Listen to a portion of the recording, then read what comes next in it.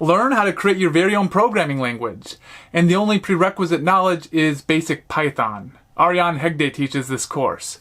Along the way, you'll learn more about object-oriented programming, linear data structures, binary trees, recursion, tokenization, parsing, and more. So, let's get started. Welcome to this brand new course where I'll be teaching you how you can create your own programming language using Python. Now, the goal of this project was to teach you how you can implement a bunch of programming concepts into a real-world project. I have always felt that, especially in computer science, concepts have been taught in a sort of abstract and detached manner, independent from the real world. And that's why in this course, I bring to you a bunch of concepts like data structures, like algorithms, recursion, object-oriented programming. I teach how you can implement all of these concepts into a real-world project. You can also head over to blog.algolearn.net or click on the link in the description where I talk about a bunch of learning methods I employ during my learning phase to have a better grasp on concepts and a higher memory retention. Now, the only prerequisite for this course is basic Python knowledge, stuff like if statements, variables, while loops, and functions. And with the basic foundations laid, I'll take you to the next level, talking about data structures, algorithms, recursion, and much more. And by the end of this course, you'll have your own programming language. So by the end of this project, we'll be having the final output. So this is I've run the shell.py file over here, and this is what our output is going to look like. So we're going to input our ShadowScript code as a Python input. So I'm going to say, let's say we can give an input arithmetic expression. So 1 plus 1, it returns 2. I can do 5 plus 3, it will give us 8. Now I can even talk about order of operations. So I can even do 1 plus 4 multiplied by 7. In the wrong order of operations, that'll be 5 times 7, which is 35. But the correct way to do it is multiplication first. So we'll have 7 times 4, which is 28, plus 1, 29, which is what we get. If we want to make the addition, we want to give higher priority to addition, we can add a pair of parentheses, multiply by 7, and this should give us 35. So that's all about arithmetic expressions that we can give it.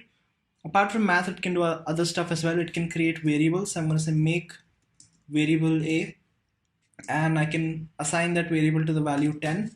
And like how in JavaScript you have the var declaration or the let declaration, in this time we're using make. So the make will be used to create a new variable. So we create a variable called A and give it the value 10. I can make another variable B, set it to 15. And I can make another variable C and set it to A plus B. And this stores the variables and their corresponding values in a Python dictionary. Now, after variables, we can also deal with conditional operators and comparison operators. So, Boolean operators and comparison operators. So Boolean operators is something like stuff like and, or, and not. The comparison operators are greater than, less than, is one thing equal to another thing, and so on. So I can run a Boolean operation. I can say 7 greater than 2 and 5 greater than 3. In this case, both of the expressions 7 greater than 2 and 5 greater than 3 both are true, and therefore this should return 1, which stands for true. If I do 7 greater than 2 and 5 less than 3, this will return 0, which stands for false. I can do 7 greater than 2 or 5 less than 3, which will give me 1 again. I can do not, so I can say not 7 greater than 2. So this will give me 0 because 7 is greater than 2, and then we're notting that operation, we're inverting it, we're turning 1 to 0. So that's the Boolean operators. We can even check if two things are the same. I can check if C is equal to B. So this is how I use it. In Python, you have two equal symbols to check if one variable is equal to another. And in our syntax, we define it as C question mark equals B. And if I run this, this is 0. Why? Because 25 is not equal to 15. I can make another variable D, set it to 25. And now if I do D equals to C, this will give us 1. So that's the comparison operators. I can even check if C is greater than A, and that gives us 1, and so on. So apart from the comparison operators, you can now use if statements. So I can say if A is greater than 3, do something. So do 3 times 3. That makes no sense, but let's just see if this works. And that will give us the output 9 because A is greater than 3. But if I do if A is less than 3, do 3 times 3, it will give me nothing. I can also run elifs.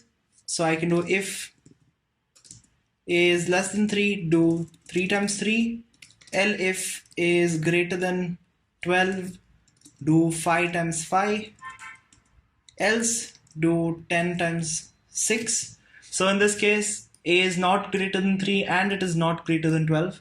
So both the conditions won't be met, and it will go to the else statement and run 10 times 6, which is 60 as the output. Now the final thing that we implement in this course is while loops as well.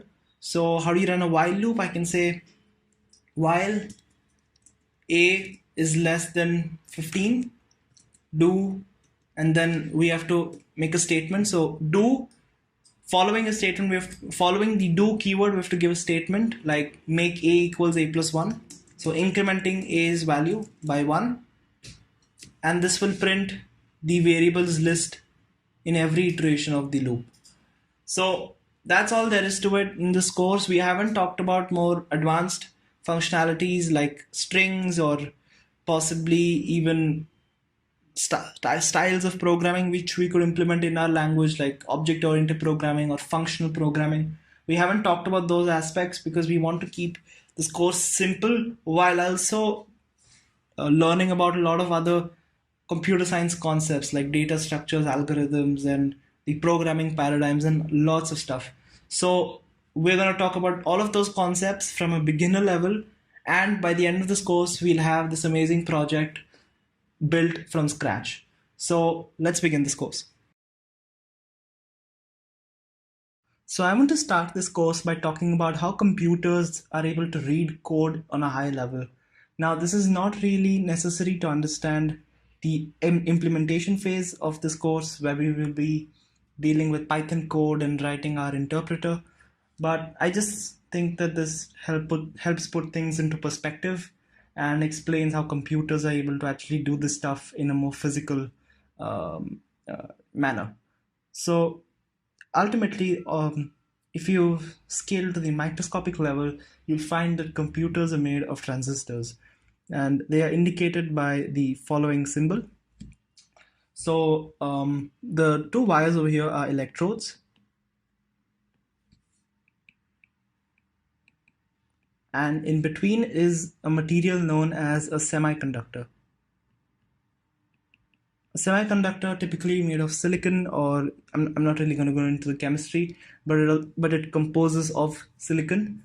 And semiconductor is a material that allows current to flow through given a certain input from the control wire. So this is the control wire. When the control wire is on, the semiconductor will allow current to flow through it. When the control wire is off, the semiconductor won't allow current to flow through it.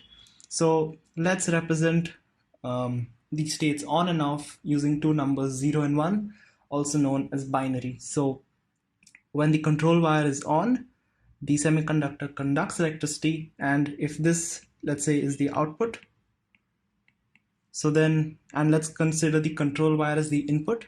So we have input and output, and we have a way to represent data using binary. So over here, input is 1, the control wire is on, the semiconductor can conduct electricity, and it will generate the output 1. And if it is off, the output will also be off. Now, using transistors, we can generate logic gates. There are multiple ways to generate logic gates. You can use different mechanisms as well, but typically inside a computer, you'll find transistors, and transistors forming the logic gates. So how do you make a logic gate from a transistor? I'm going to start off with a simple logic gate, which is known as the NOT gate. In fact, there are 3 of them. There's the NOT, the AND, and the OR, which are the fundamental logic gates that computers use. They're also known as Boolean operators that we will be working with during this course, during the implementation. So NOT essentially reverses the input. So if the input is 1, A NOT operation turns it to 0. If the input is 0, the NOT operation turns it to 1. And this NOT gate is built from transistors. One way you can build a NOT gate is, okay, let me draw that again. You can have the output go in that way and have the control wire over here. So control wire is the input and that's the output. So over here, input and output. If the input is 1, that means current will flow in this direction. It will go down and flow in this direction. So the output will be 0. If the input is 0, the output will be 1. And what I'm drawing over here, these tables. So I don't know why that's not working. Yeah, there we go. So these tables are also known as truth tables. They're one of the first things you actually taught in computer science. Anyway, so it's just like 4 cells in an Excel sheet. Anyway, so that's what the NOT gate does. Similarly, you can construct the AND and the NOR gate using just combination of transistors. I'm not going to go into those details, but all you need to know is that the NOT gate flips the input operation. The OR gate has a different sort of truth table. For a certain input, it has 2 inputs, I1 and let's say I2, and 1 output. If both of them are on, this will be on. If one is on, it will still be on. But if both of them are off, the output will be off. So that's the OR gate. The AND gate is another logical operator. It has 2 inputs, I1 and I2, and it has an output. And only if both I1 and I2 are on will the output be on, otherwise the output will be 0. So that's the basics of AND gates, NOT gates, and OR gates. These form the fundamental logic gates. There are some other gates as well, like the XOR gate, but I'm not going to talk about them right now. These gates, instead of representing them as transistors, we represent them as their own symbol. So let me just draw their own symbol. And that's the OR gate. 3 gates, pretty simple. So how do computers perform arithmetic with these logic gates? There are 2 main functionalities we're looking for, arithmetic and memory. And once we understand both of them, I'm going to move on to the more the side of this course which is more relevant to creating your own programming language. So again, as I said, we have 2 operations to accomplish: arithmetic, which is basic algebra, or not basic algebra, basic addition, subtraction, multiplication or division, and the memory is refers to storing data, essentially storing binary, and then we can use that binary to represent other forms of data, like for instance video or audio or whatever. So anyway, before we move on to the arithmetic, I want to talk about another gate, which is the XOR gate. I'm not going to talk about how it's formed. This is its symbol. It's similar to the OR gate actually, and that's not, yeah, there we go. So that's how the XOR gate looks like, and it looks similar to the OR gate. It too has 2 inputs, I2 and I1, and the truth table. And the truth table is something like this. If both are 0, the output is 0. If either one of them is on, the output is on or 1. And if both of them are 1, the output is 0. That's the XOR gate. Now, in binary, you can also perform addition. So what I was referring to as arithmetic. Let's say you want to add the binary numbers 1 and 1. So you would have to represent them as 1, 0. Essentially, how you represent binary numbers is the following way. You represent decimal numbers, which is the base 10 notation, in the form of powers of 10. So for instance, 10 to the power 0, 10 to the power 1, 10 to the power 2, and so on. So that's the ones position, tens and hundreds position, and so on, that we've been learning in elementary school. So if you have, let's say, the number 3, 4, 6, so that just corresponds to 3 times 10 to the power 0 plus 4 times 10 to the power 1 plus 6 times 10 to the power 2, which is 643. So that's how you represent decimal numbers, but binary is different. It is base 2. So you have 2 to the power 0, 2 to the power 1, and 2 squared. and you can't have numbers from 0 to 9. It's not base 10. You can have numbers only from 0 and 1, so 0 and 1. So if you want to represent the number 3, let's say, so that'll be 0 over here, 1 over here, no wait, it'll be 1 over here, 1 over here, and 0 over here. So 0, 1, 1 is 3. How so? Let's do that. So it's 1 times 10 to the power 0 plus 1 times 10 to the power 1 plus 0 times 2 to the power 2, and this turns out to be 3. So that's how you do basic addition in binary. So that's how you do basic addition in binary. Now, if you look at the XOR gate, the truth table of the XOR gate, it actually looks pretty similar to our addition. So I'm going to do addition for 1-bit numbers only, just to demonstrate the idea of arithmetic using logic gates. So I'm going to do 0 plus 0, which is 0, 0 plus 1, which is 0, 1 plus 0, which is 1. Okay, and the previous one is also 1. And 1 plus 1, as I said, it's not going to be 2, it's going to be 1, 0. And 1, 0 essentially refers to the fact that it's 2 to the power 0 and 2 to the power 1. So you have a 0 over here and 1 over here. So that's just 2 to the power 1 times 1, which is 2. And 1, 0 equals 2 in decimal. So now if you look at this over here, you can see that the sum, which is the first number, is exactly the same as the XOR gate. It's 0, 1, 1, 0, 0, 1, 1, 0. But the carry bit, which is this one over here, that's called the carry bit because it becomes like in decimal addition, you take 1 as the carry. So you take 1 over here and then that comes down over here as 1. So the carry bit is one that we have to find another gate for the carry bit. The carry bit is 0 in these cases, but 1 over here. And that's the situation for the AND gate. So if you can combine the OR gate, the XOR gate, and the AND gate, you can actually come up with a way to handle addition in using logic gates only. And that's essentially how we go. That's the starting point. You go from there, try to handle more complicated arithmetic like multiplication or division. And that's the same basic idea. You are trying to hook up logic gates in a smart manner to perform calculations.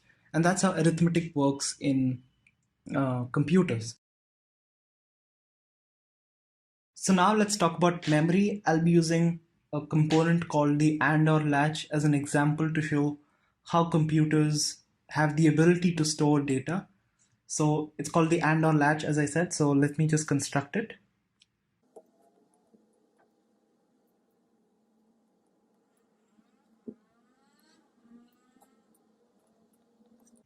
So R stands for reset, S stands for set, and O is the output. So we use the set wire to save data. So if you want to save the binary number 1, or just want to save the bit 1.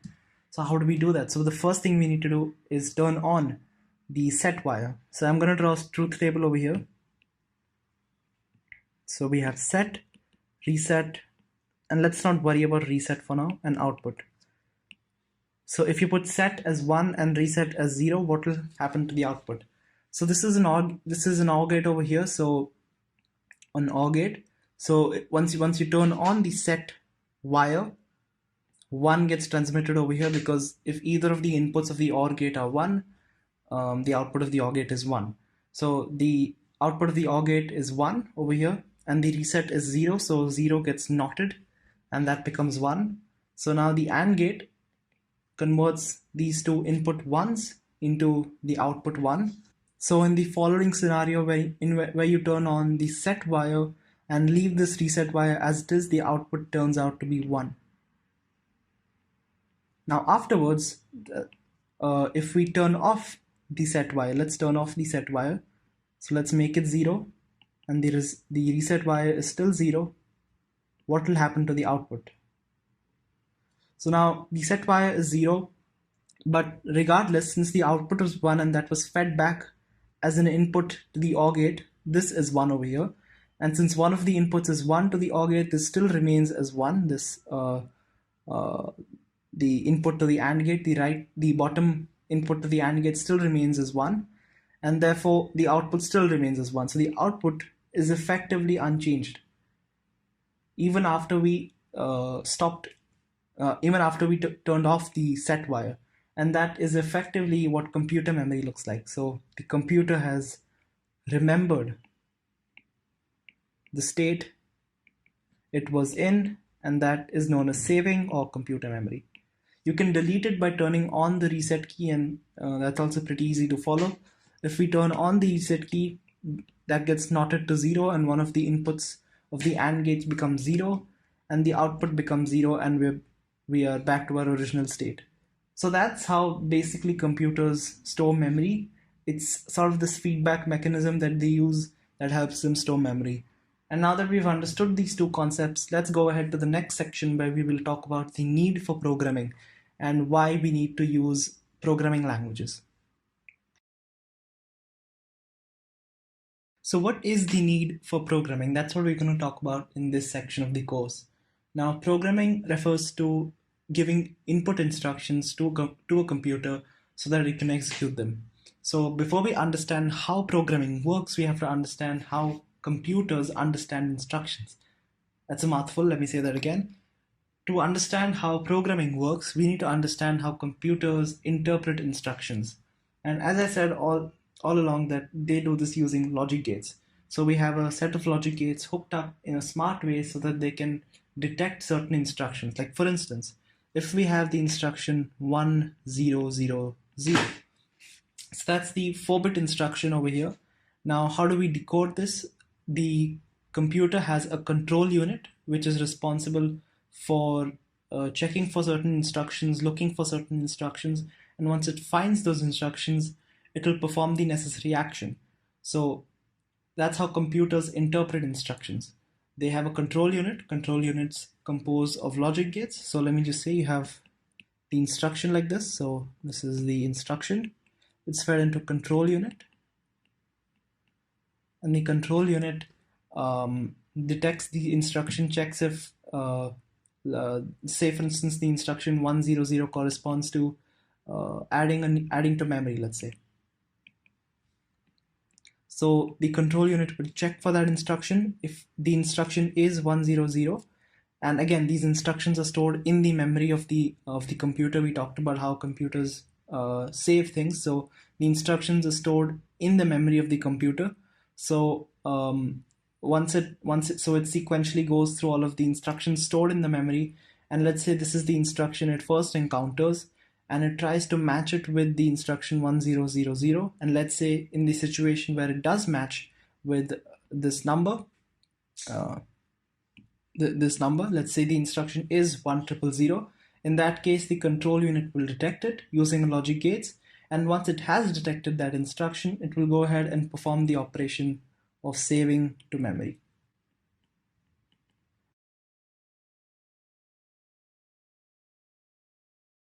So there's two stages: detecting the instruction using the control unit, and then performing the instruction. So you have a table like corresponding to 1000 corresponds to saving to memory, maybe 0100 corresponds to doing arithmetic, adding two numbers, let's say. So you have a table of these instructions. So you first design these instructions, and then programmers will go ahead and input these instructions into the computer's memory. The computer would sequentially perform each instruction and will execute them. So this is how computing works on a really high level. And the problem arose, and this is in the early ages of computing, the problem which arose was that you used harder mediums, which is like hardware interactions, to input data. These instructions like 100 were fed in by mechanisms like switches or plug boards, or you had some punch cards. So these harder mechanisms are not really effective, especially if you have thousands of instructions to give to the computer. And that resulted in the need for a softer way, a softer medium for interacting with a computer, and that gave birth to a compiler. A compiler converts, you have high level source code, which is essentially a programming language like Python, and that source code is written in such a way that it's human readable. And you have a compiler, which is just another computer, which uses a set of techniques to convert that source code into binary, which is also known as a machine code.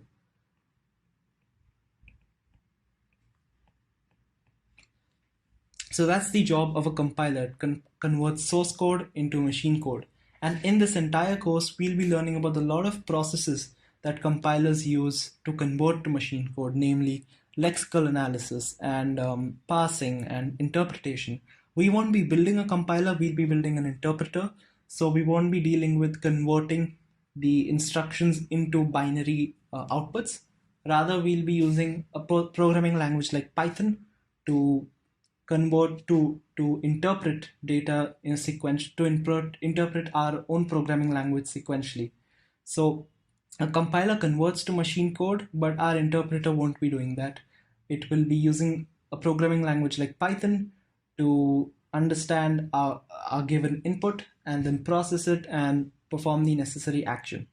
So anyway, that's it for this section. We've talked about how computers understand instructions, how they execute those instructions, and the need for compilers to convert high-level code to low-level code, and those low-level codes is just binary instructions. And now with that information, it's time to move ahead to the next section, where we will be delving more into the implementation side of this course. So I'll see you over there. In our interpretation process, there are 3 steps involved. The first step is known as lexical analysis. And then after that, you go ahead and do parsing. And the final stage is the interpretation, which is done by the interpreter. So 3 steps, and if you encapsulate these 3 steps into its own box. So I have an interpreter over here, and that box is called an interpreter. And if I input some code, which is in our custom programming language, and for the purposes of this course, this programming language will be called ShadowScript, which is a fancy name for a not so capable language, because of course we won't be able to achieve tasks that advanced programming languages like Python or JavaScript can do. But nonetheless, we'll be talking about the core functionalities like variables, like arithmetic operations, some if statements, while loops, and possibly even for loops. So all of that code will be implemented. It won't be as powerful as the modern programming languages, but still it's a great opportunity to learn lots of programming concepts. So anyway, this interpreter will take high level code, and in our programming language, it will take ShadowScript in it. So it will ingest ShadowScript and spit out the necessary actions, the necessary output. Like say for instance, you're creating variables, it will spit out the value of the variable and save the variable. If you want to do some arithmetic operations, it will do the arithmetic for you and spit out the output and so on. So it'll just give an output, and it may also deal with some of the memory processes like saving new variables, deleting variables, and all of that.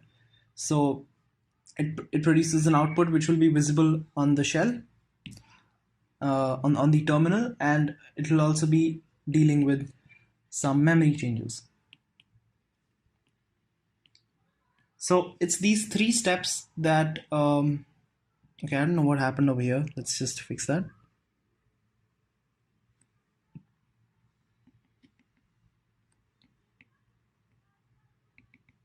So it's these 3 steps that we have to talk about, because this is what goes on inside the black box.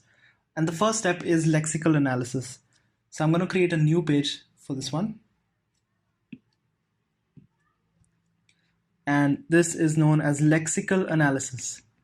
The process is pretty straightforward, easier than the other steps, and it involves just breaking down the input code into specific tokens. Now, the tokens for our purposes can have a value and also a type. Like for instance, the number 5 has a value of 5, and so that's its value and a type of integer. The plus operator has a value of plus and it's a type of operator, so op. So the lexical analysis just breaks down the tokens, breaks down the input into tokens, and that's pretty much it. That's all it does. And in the next stage, we'll feed the tokens as an input to the parsing. So the input of the lexical analysis is the original code. The output produced from lexical analysis will go to the parser, and the output of the parser will go to the interpreter, and the interpreter will give the final output. So lexical analysis, you give an input, and I'm gonna call it tokenization because lexical analysis is pretty hard to say, and they mean the same thing. So yeah, so tokenization, you give an input, which is the ShadowScript code. So tokenization, and it will break down the input code into specific tokens. And in our case, it will store those tokens in a Python list. I'll talk about data structures in just a few moments, but probably in the next few sections. But just know that it will store the tokens in a sequential way in a list. So a list is just like a traditional list, token 1, token 2, and so on. So that's a list, and this is the first item of the list, this is the second item of the list, and that's how a Python list looks like. Now, to give an example, let's say the input is the arithmetic operation 1 plus 3. So we want to add the numbers 1 and 3. So after the tokenization process, the output should look something like this. It should store the token value of 1 and of type integer. Then it should store the token, okay, let's put it below. So first it'll store token 1 and it'll be a type integer. Then it will store a token, the plus symbol or add symbol, and that's an operator, and so on. And the third final one is the third token, which represents the integer 3. So that's the output of the lexical analysis stage. And now let's go to the next section where we will talk about how we process these tokens, this stream of tokens, how we process them. So the next step is called parsing. So from the tokenization process, we have received a bunch of tokens stored in a Python list. And now we have to process that list and generate a useful output. So what is parsing? First of all, let's understand the definition of parsing. And fundamentally, parsing is just the recognition of patterns in an input. Like say, for instance, we have the input 1 plus 1.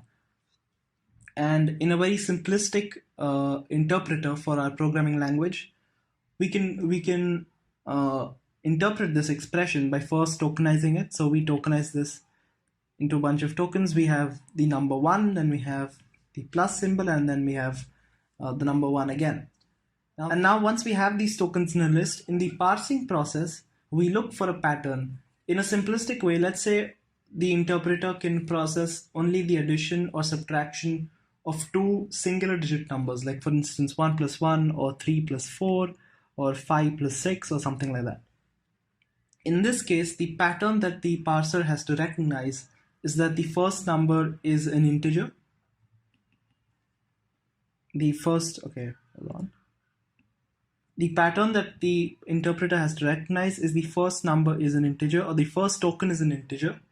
The second token is an operator, and the operator could be plus or minus. And the third token is again another integer.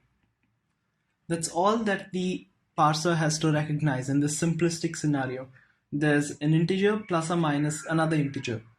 And the parser just remember the lexical analysis, the tokenization process blindly converts the input into a bunch of tokens. It does not look at any structure. It does not see if the input abides by the programming language rules. It doesn't do anything like that. All it does is converts the input into a bunch of tokens. But in the parser, it tries to search for patterns. It tries to search for this pattern of integer, integer plus integer. So that's the general pattern. So integer plus or minus, and this vertical bar is also known as OR. So plus or minus another integer. So that's the pattern that we're trying to look for in this simplistic scenario. Of course, this is not how our parsing process will be in the implementation side. We will be able to deal with extremely complicated expressions as well. But this is just to give an example of what parsing really is. All it is trying to find structure, and essentially it goes a step further from the lexical analysis and tries to structurize the input. How does it do that? And it does this using a bunch of grammar rules. Now, in this simple scenario, the only grammar rule is that an expression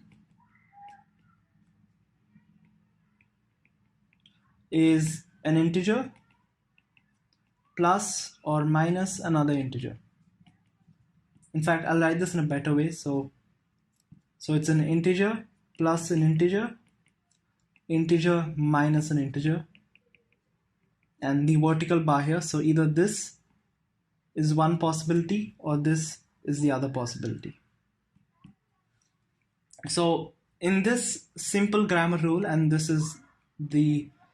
layout is known as a grammar rule. There are certain formats of writing a grammar rule, and I'll come to that in just a second.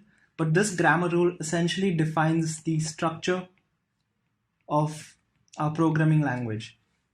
The parser checks for certain patterns, checks for such structures, and sees if the input matches for them. If it does not match them, then there's probably an error in the input code and an error must be raised.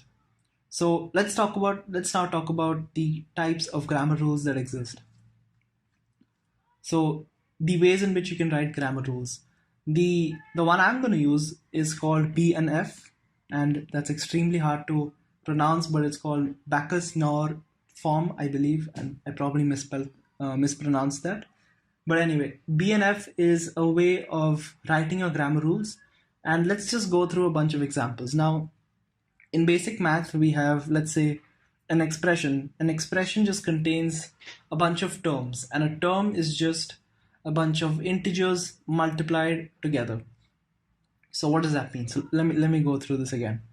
I'm going to say an expression is equal to, and in Backus-Naur form, you actually have two colons over here, like that. But I'm just going to write it as one colon because it looks much more prettier. So like that. Expression is equal to a term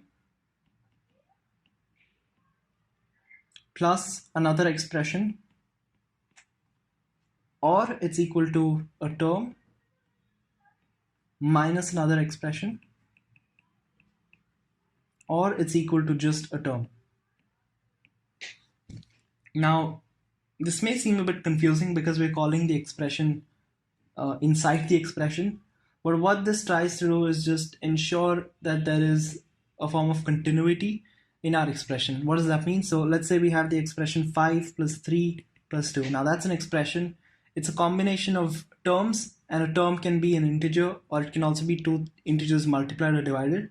But I'll come to that in just a second. For now, let's just assume a term is an integer. So an expression just contains a bunch of integers added or subtracted together. Now, this is where recursion comes into play, and I'll talk about recursion in probably the next few sections. But essentially, recursion is a type of programming where you're calling the function or certain functionality within the functionality. So as you can see over here, we call the expression inside the expression itself. So what this tries to do is that it tries to ensure continuity. So over here, the term, let's say the first term is 5 plus another expression. Our expression can be equal to a term plus another expression. So we can say 3. So the 3 is a term, so we can have 3. Plus, now expression can be a term as well. So 2 is a term. So all we're trying to do is we're trying to ensure continuity so that we can enable multiple additions over here. So even if there are 1,000 integers added together, we can ensure that all of them conform to the grammar rule, because this is a pretty sound and pretty grammatically correct expression. 5 plus 3 plus 2 going on for n number of terms. If you still don't understand what I mean, I'm going to use a much more easier comprehensible format. So another way to define an expression would be to say, okay, its expression is a term multiplied or divided. So you see we use the bar. In fact, I'm just going to use the symbols. So it's a term multiplied or divided by another term, like that. Now what does this mean? This means that an expression can be equal to just one term, or it can be equal to a term multiplied or divided by another term. Actually, that should be plus or minus. That's my bad. Plus or minus. So an expression can be a term by itself, but this part over here, where we are enclosing, let me just get that right. These two enclosures over here, followed by an asterisk, represents 0 or more times. That means, now let's clean up that. Yeah, that means this, the contents within that curly brace can be repeated 0 or more times. That means a term can be a term plus another term minus another term plus another term, whatever, 0 or more times. And that is effectively what the Backus-Naur form is saying. It's calling the expression within itself to tell you that, okay, an expression can contain n number of expressions. So we're using a form of recursion to tell the users, or to tell the programmers, that an expression can have n number of integers, n number of terms added or subtracted multiple times. Now let's define the term. So a term, as I said, it can be equal to just another term, or it could be equal to a term. It could be equal to a factor. Now a factor is just an integer for our purposes. So a term could be equal to a factor multiplied by another factor, or multiplied by another term. And you see I'm doing the same thing over here, recursion. And just to symbolize the same thing, as I said, the multiplication, that means the term can be equal to a factor multiplied by another factor multiplied by another factor n number of times, 0 or more times. So a term could just as well be equal to one factor. It could be equal to 2 factors multiplied together, 3 factors multiplied together, and so on. So that's what I'm trying to signify by calling the term within the term itself. So by calling term over here, I always get the arrowhead wrong for some reason. So by calling the term within the term grammar rule, I'm trying to showcase that you can have multiple factors multiplied or divided together. So as I said, a factor can be multiplied by another term, or it could be a factor divided by another term, or it could be just equal to a factor. Now what is a factor? For now, although in the later part of this course I'll bring in another aspect to this factor definition, but for now a factor is just equal to an integer. So it could be, let's just do integer, like that. An integer is just a series of digits, but I'm not going to go ahead and define that because I'm pretty sure all of you know what an integer means. Now, in the set of grammar rules, we have some terminology as well. So the integer, although it technically isn't, and okay, let's just go ahead and do it. So I'm going to say an integer is, for now, let's just say the integer is a singular digit. So I'm going to say an integer is just a digit, 0 or 1 or 2 or 3 or 4.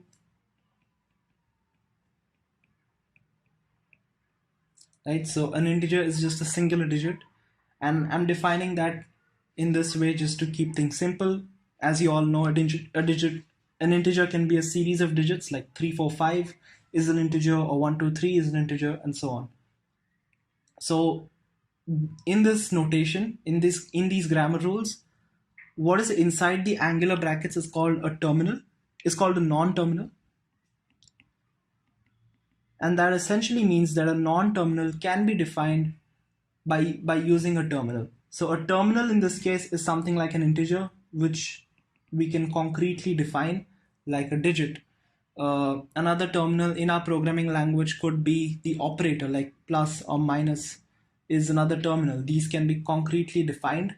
They are the base tokens of our language. So with that knowledge of Backus-Naur form, how does all of this relate to parsing? So as I said, Backus-Naur form is a way of defining rules. Once we have defined rules, things actually get pretty simple. It seems that you're still far away from having a workable interpreter which can convert your custom programming language and execute it. It seems that we're far away from that goal, but now that we've defined our grammar rules, things get a lot more easier. So now I'm going to take an example to showcase how parsing is actually done now that we have the background knowledge of BNF and also about how parsing introduces structure. So in parsing, let's say we're trying to parse the input 1 plus, let's say 1. Now the expression, using our previous notation, we said that the expression is equal to terms added or subtracted from each other. Now a term can be equal to a factor being just an integer. So in this case, the expression is equal to 1, which is a term, plus another term, 1 plus 1, and that satisfies our grammar rule. But even if we have something complicated, let's say 3 plus 5 times 2. The grammar rule says that an expression is a term plus another expression. So essentially saying that, again, I'm repeating myself, but an expression is just a term added or subtracted from another expression n number of times, 0 or more times.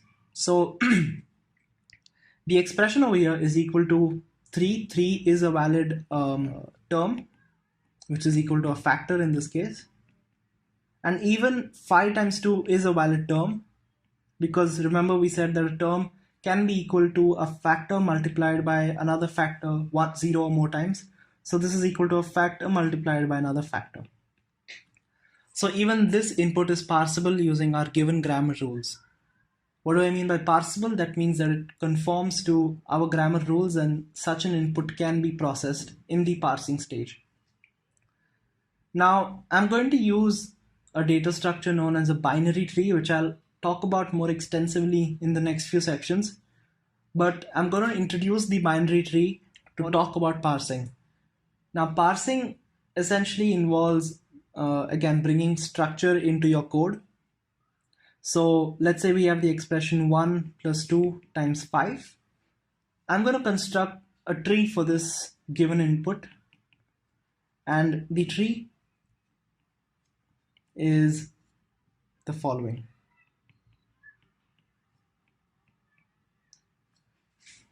So this tree over here, we are adding the integer 1 and we're adding the product of 2 and 5, and this is the parsed tree.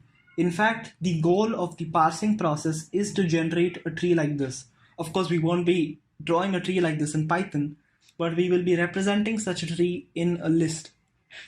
So how do we represent this tree specifically?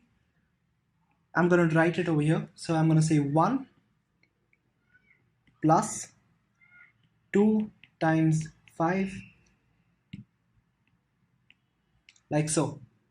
So in this scenario, plus is the operator, 1 is the left node. In fact, this is known as the root node. I'll talk about this terminology in just a few sections. But this is the left node, and this is the right node. So over here, 1 is our left node, plus is our root node, and right node is 2 times 5. So we have effectively represented this tree using this list in Python. In this section of the course, I'll be talking about object-oriented programming and its 4 main pillars, that make it, according to me at least, more superior than the other paradigms or the other ways of programming. So the first way is functional based programming, which uses pure functions, and functions is just a like similar to how a mathematical function works. You have an input, you give out an output, and that's basically it. There's some inner workings to a function. It's like a black box. You have an input, you have an output, but you don't see what's inside. So that's how functions work. And just to give an example, let's say we're trying to calculate the amount of fuel that you have left in your car. So we create a function called remaining underscore fuel, and this takes in the initial fuel that you had, the kilometers that you drove, and also the ratio, which is like the gallons per kilometer or whatever unit you're using, liters per kilometer, the ratio of that. And the remaining fuel would just then be equal to initial minus kilometers times the ratio.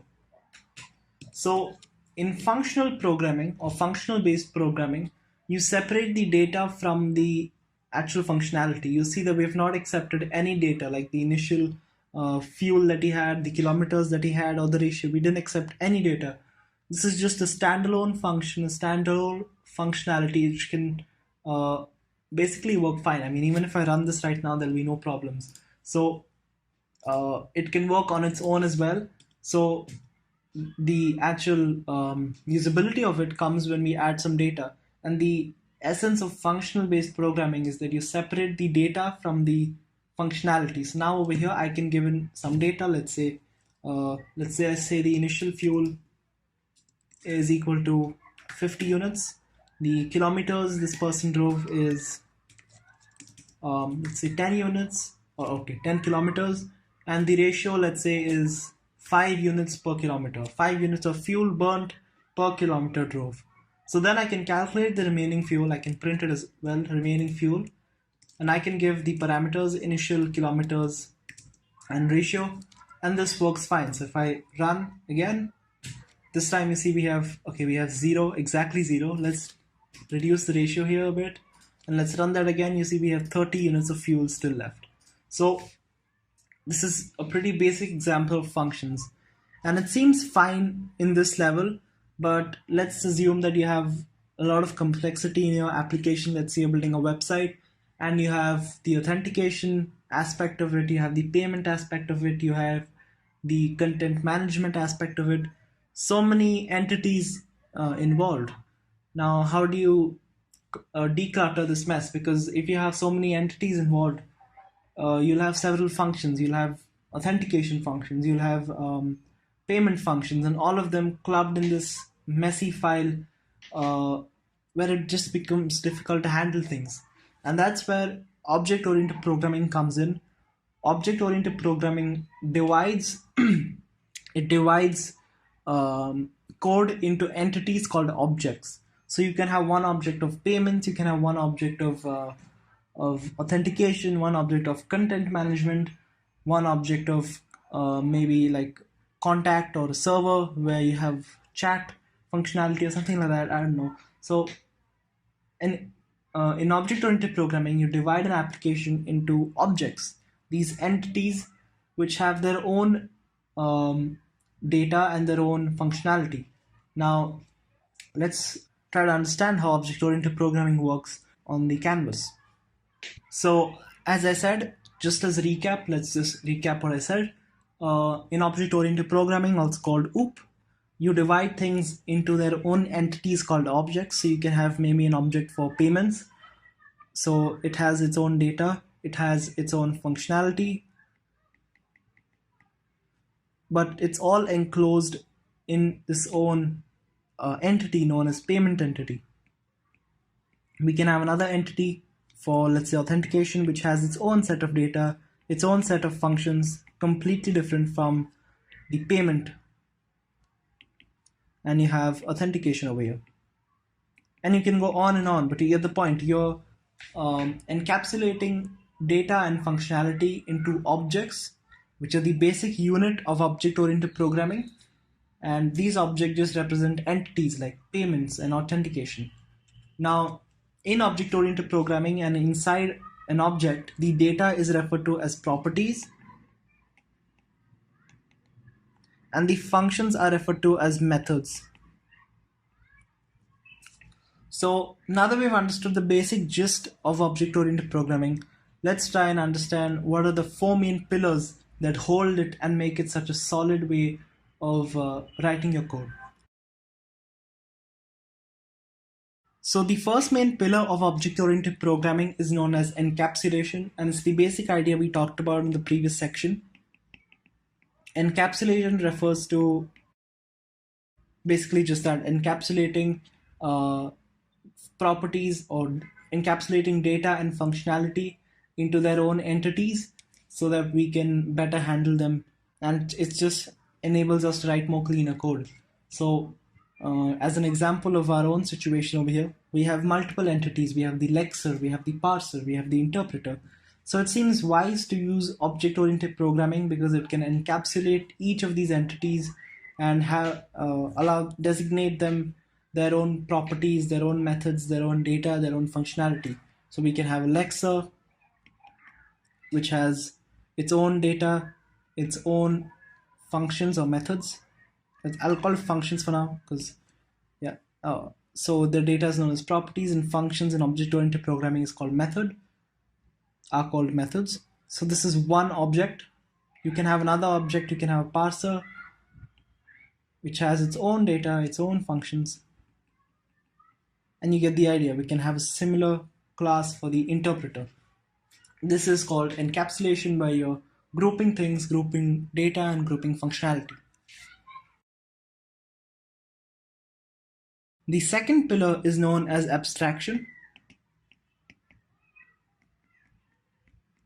And abstraction just refers to simplifying the inner functionality, basically just that, the inner functionality into its own entity. Like for instance, in our situation over here, all we need to do in object-oriented programming is create a lexer, which is of the object lexer, and let's say we tell it to tokenize stuff using the methods.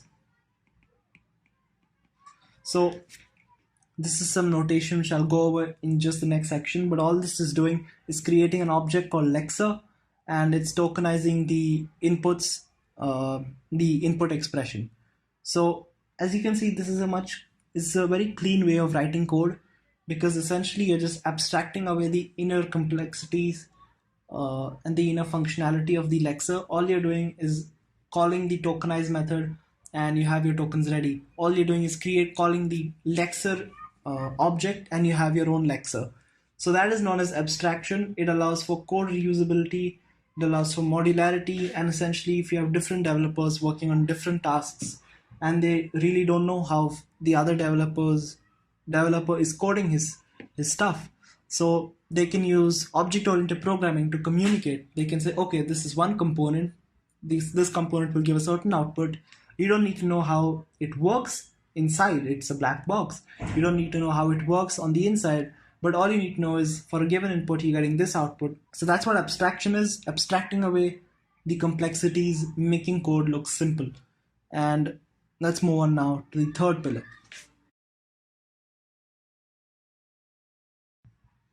The third pillar of object-oriented programming is known as inheritance.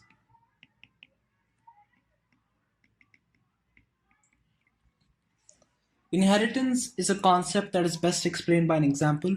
So let's say we are creating a website, and each website has different components. It has the home page, the about page, and the home page has different contents in it. The about page has different contents in it. But if you're designing a website, you typically would have the same layout for each page. You'd have the heading, you'd have the body in pretty much similar positions. So inheritance in object-oriented programming allows you to inherit certain common properties within objects. So what do I mean by this? Let's say we have an object called page. It has properties like heading, body, and the images maybe. So this is the base class. This is what you are inheriting from. Whereas you have maybe another class like the home class, which is the home page, or the about class, which is the about page. And these classes will inherit all of these properties, the heading, all of these will be inherited by the home object. And yeah, so again, the home object would inherit the properties and the functions of the page object while having its own custom functionality which it will add over the page object. So that's basically what inheritance is. You have a fundamental object and other specific implementations of it, like the home page, the about page, inheriting from that fundamental object. This is a theoretical discussion here. I hope you understand what inheritance means in a more theoretical sense. In this course, I'll be doing object-oriented programming in Python. So I'll be talking about how you implement inheritance and all of that as well. And with that knowledge, let's move on to the final and fourth pillar, which is known as polymorphism. So the fourth main pillar in object-oriented programming is known as polymorphism. And polymorphism is essentially the idea that you can treat objects of different types as if they were the same type. So that may sound a bit confusing, but I'll explain it using an example. So let's say we have three types of animals. We have dogs, we have cats, and we have birds. Now the common thing about all of these animals is that they can make a sound. So how can we program a way in which how can we program the sounds of these animals? So maybe for the dog we do make dog sound.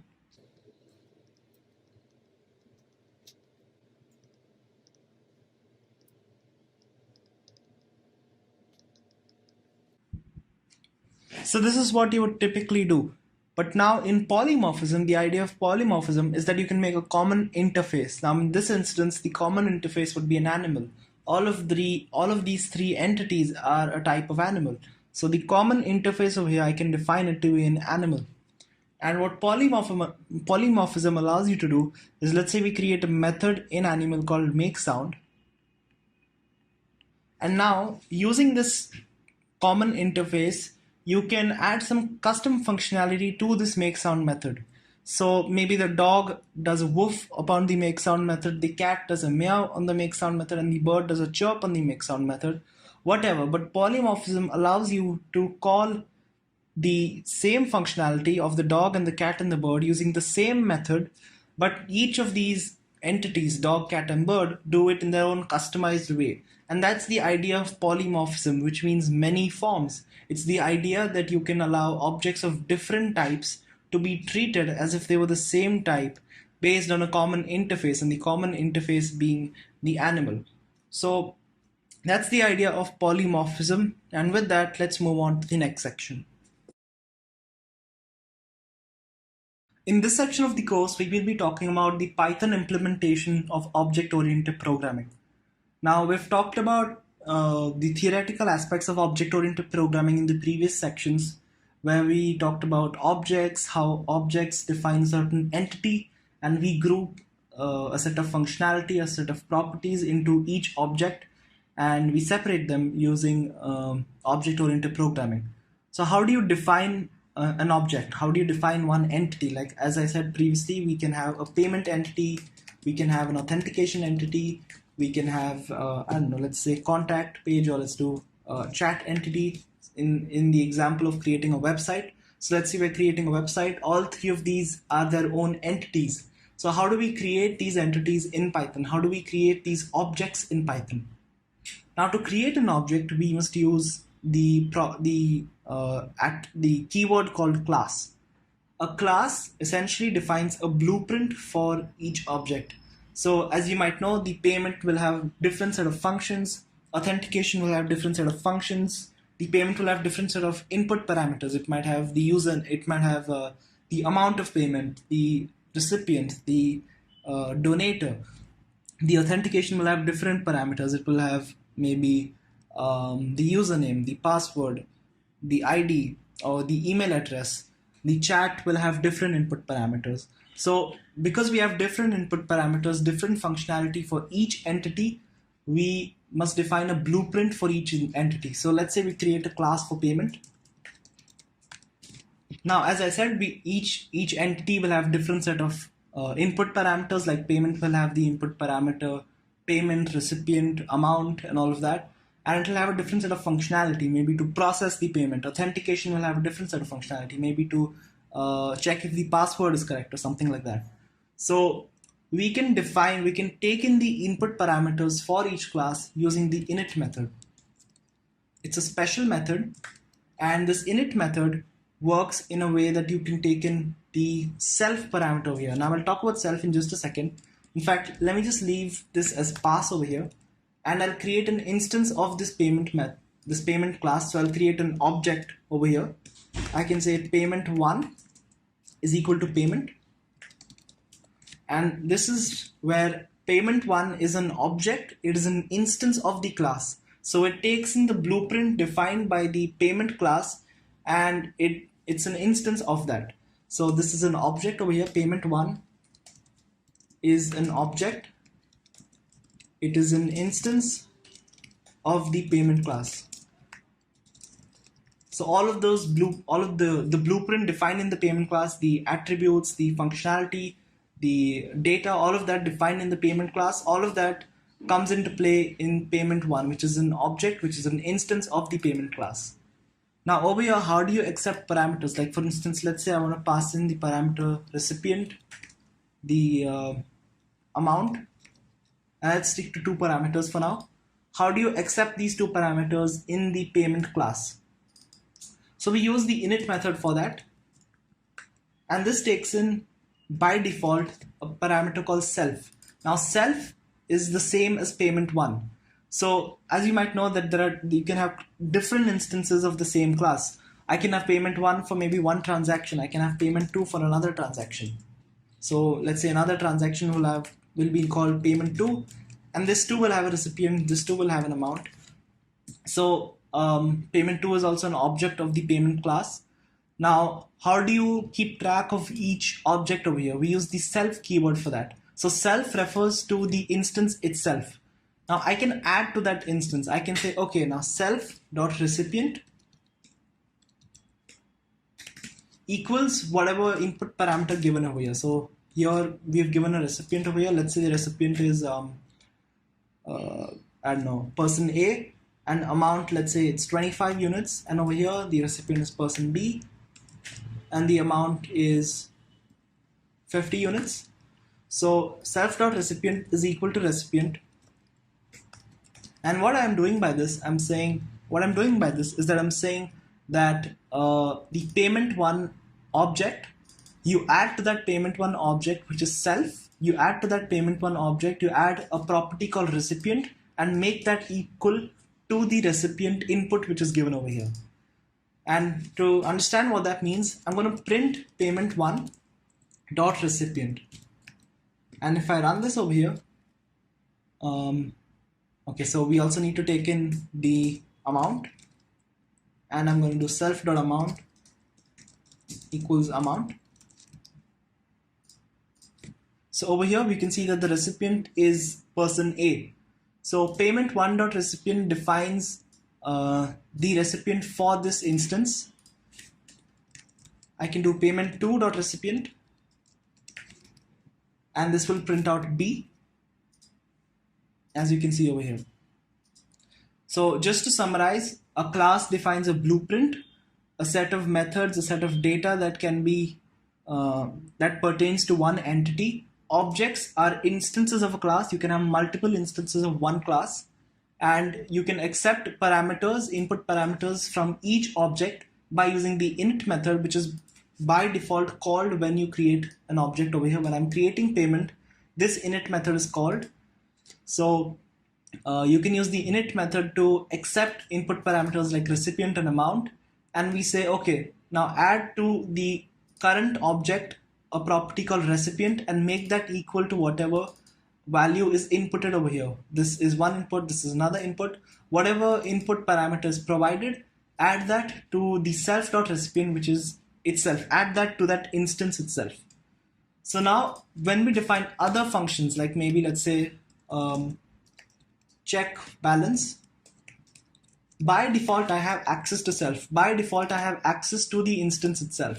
So now I can say, okay, now self is the instance itself, and in the init method we added properties like recipient and amount to the instance itself. So now in the check balance method I have access to those parameters, I have access to those variables. So I can print self dot amount. Okay, let's say we have an initial amount, and after the transaction I'm going to return self dot initial minus the amount of transaction. So over here let's print payment1 dot check balance, and this is initial, not self dot initial.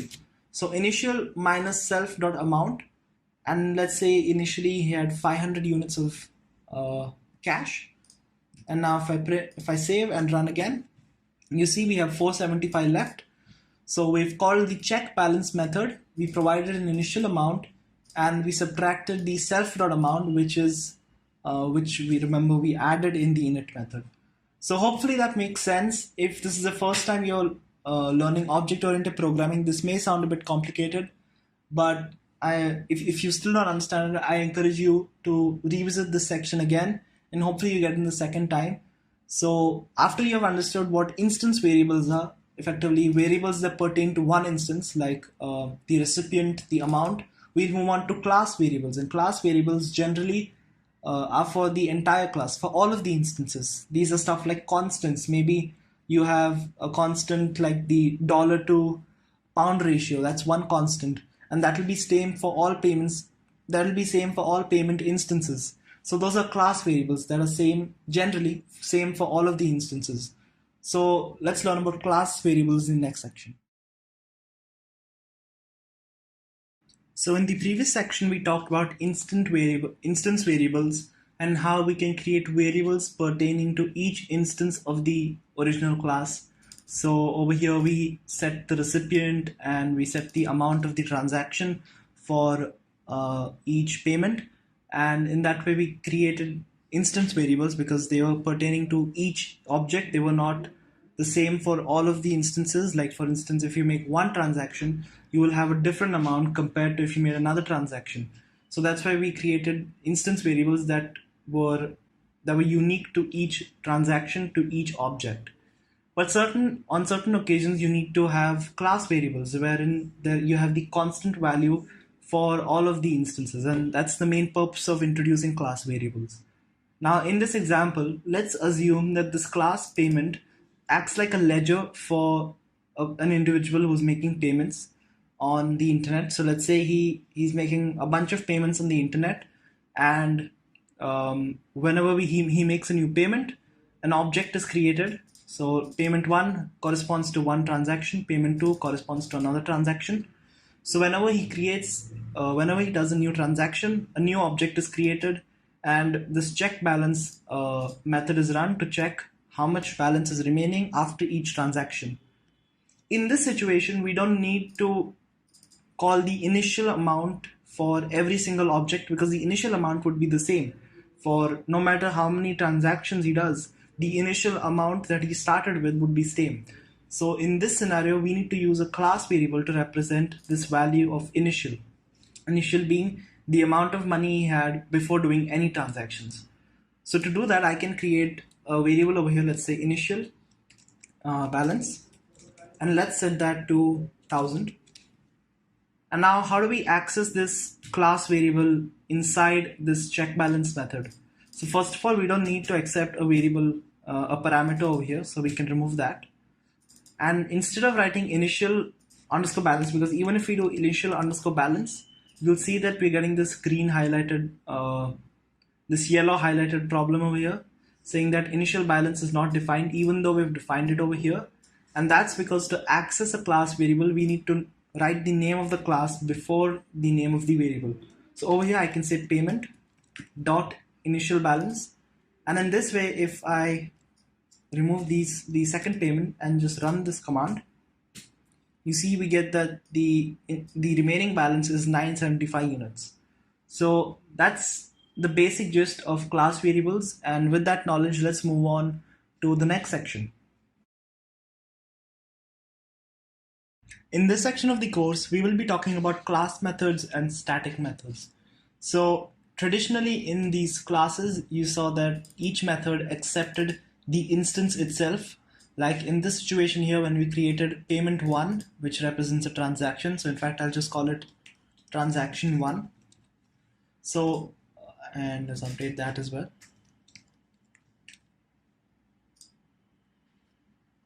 I'll remove that for now. Okay. So in this example, we created an object called transaction1, which represents a transaction, and it is an instance of the payment class. So it's an object which is an instance of the payment class, and each method in this class accepted the instance itself, the transaction1 itself. It's as if the first parameter of each of these methods is the instance itself.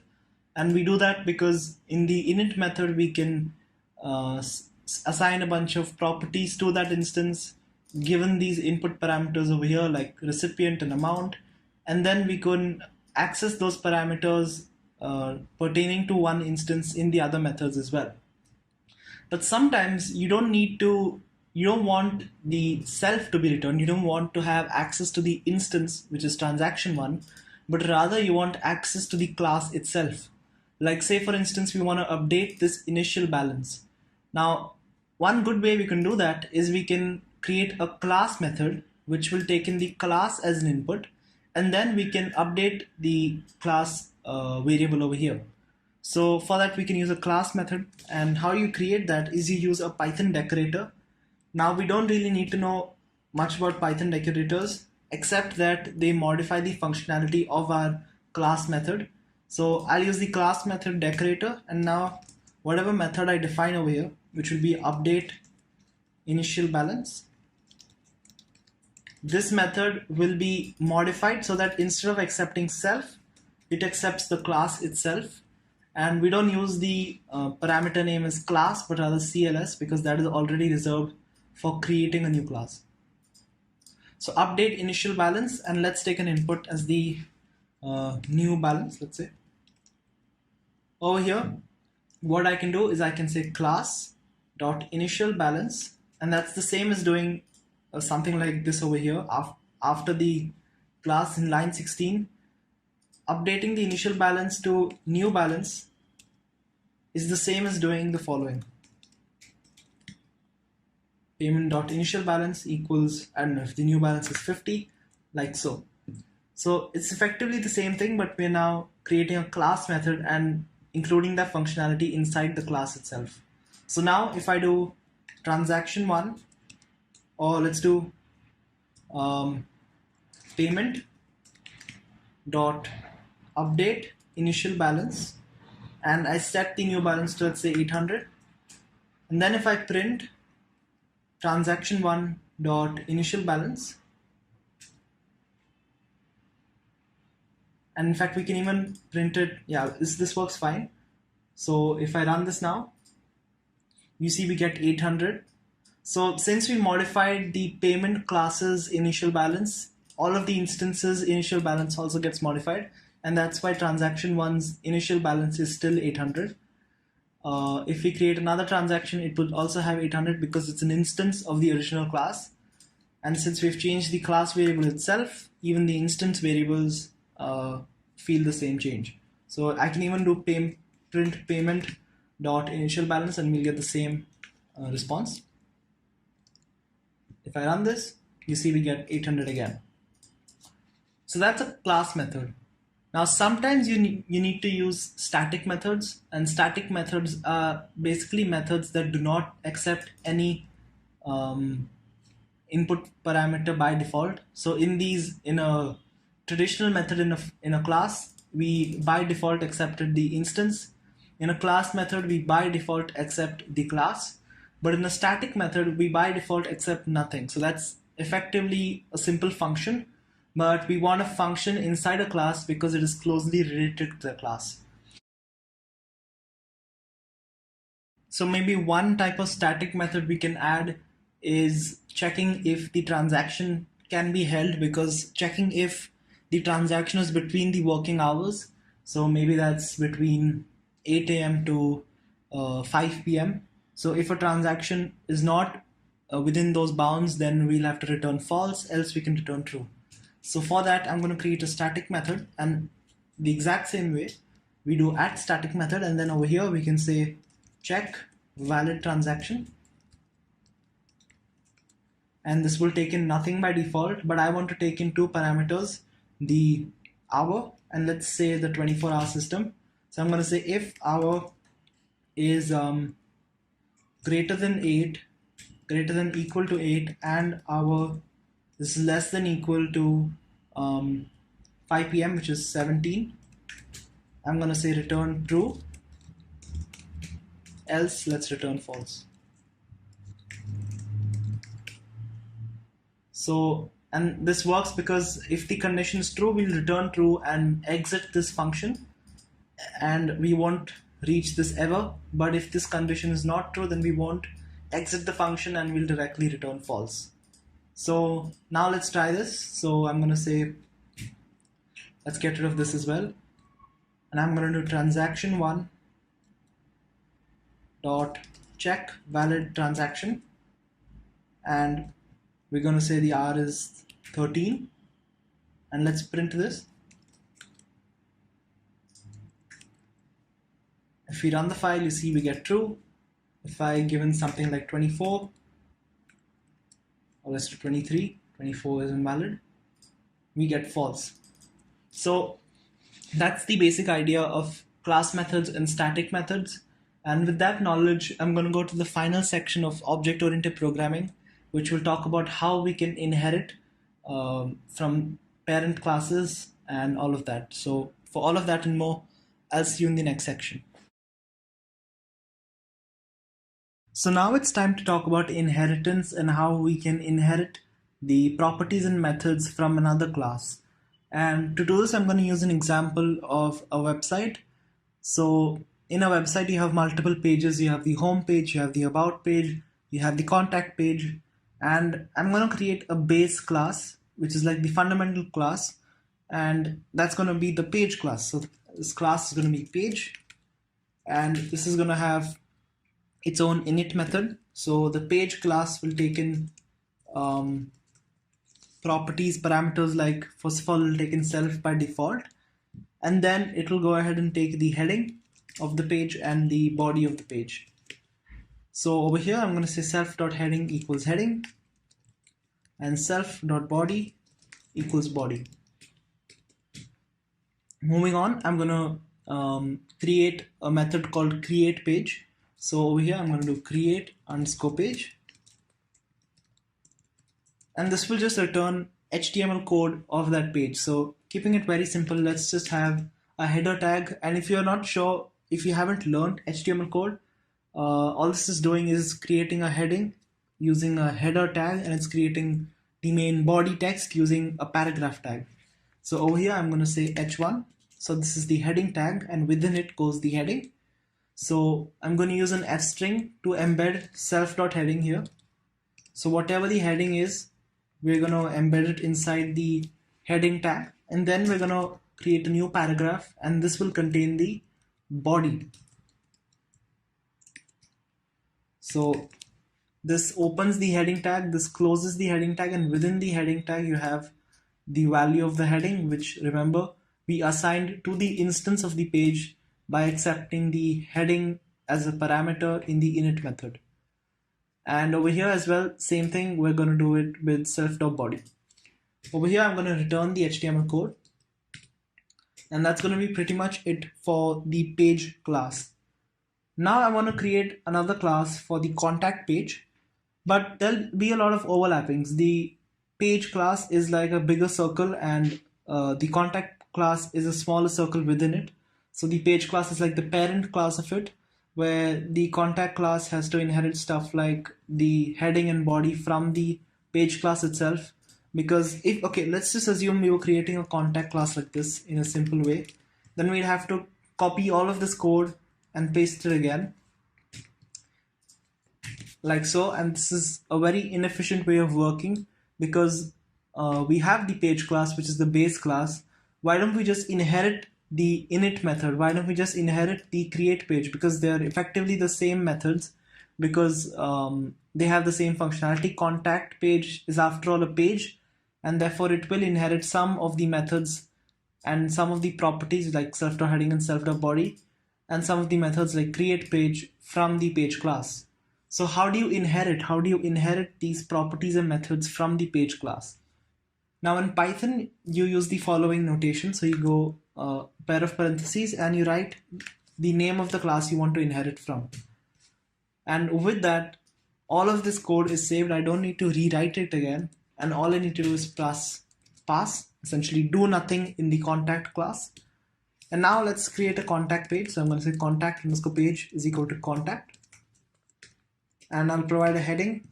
Let's say contact us. And the body text will be, please give us your feedback.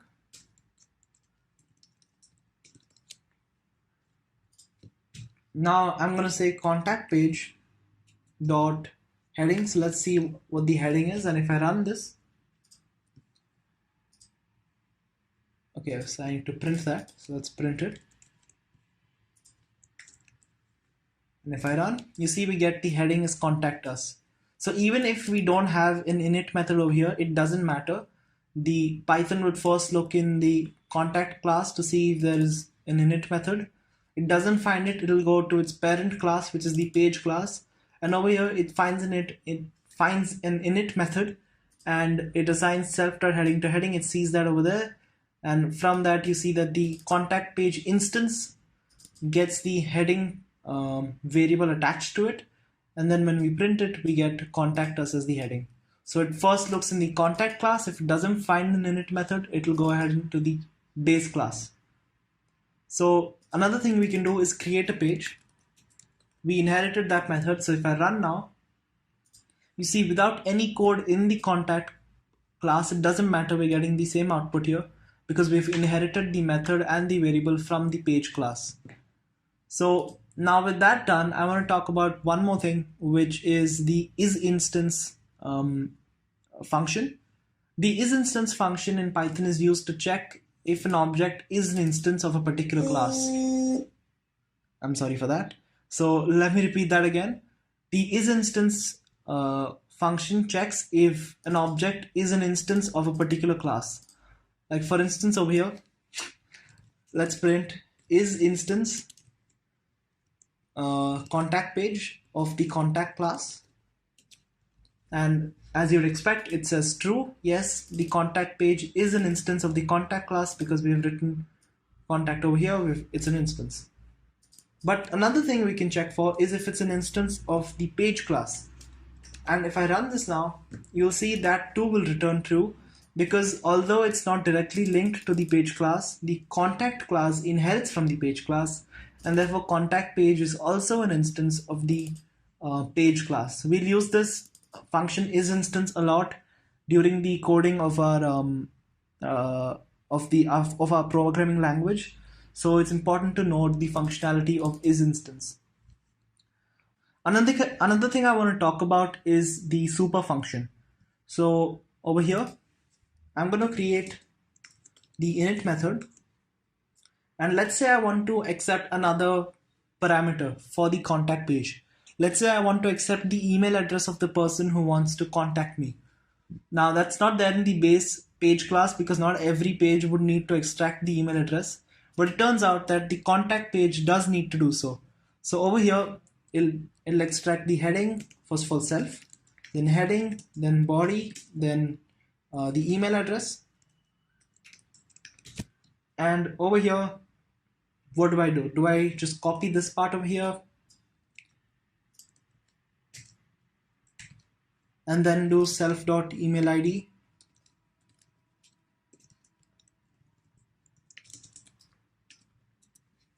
Is this the correct way to do it? But let's try it out. So if I give an email, let's say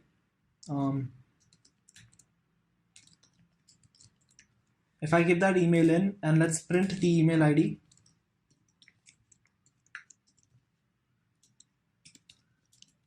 If I run this, you see this will work. We get the email ID, but code repetition is not always appreciated. It's never appreciated, in fact, in programming, and therefore, to avoid this repetition of assigning heading and body to the instance, instead of repeating this, since we already have that functionality in the page class, we use the super function. So the super function calls the init method in the parent class, which is page. It calls the init method, and we can pass in parameters heading and body. So this ensures that the init method is called in the super class, and the super class is the page class. So this is like saying go to the page class and then run the init method and provide the heading and body as parameters. So that's effectively what the super function is doing.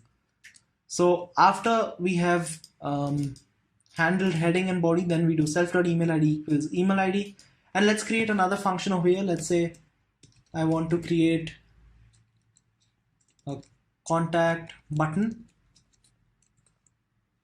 and this will take in self, and all I'm going to do is return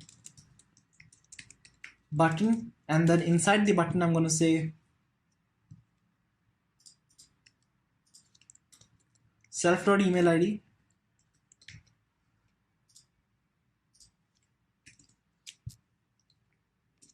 contact now, something like that. So if my name is, if the email ID is abc@email.com, then let's say abc@email.com contact now, and this will be inside a button. So in HTML, the button tag is used to create a button.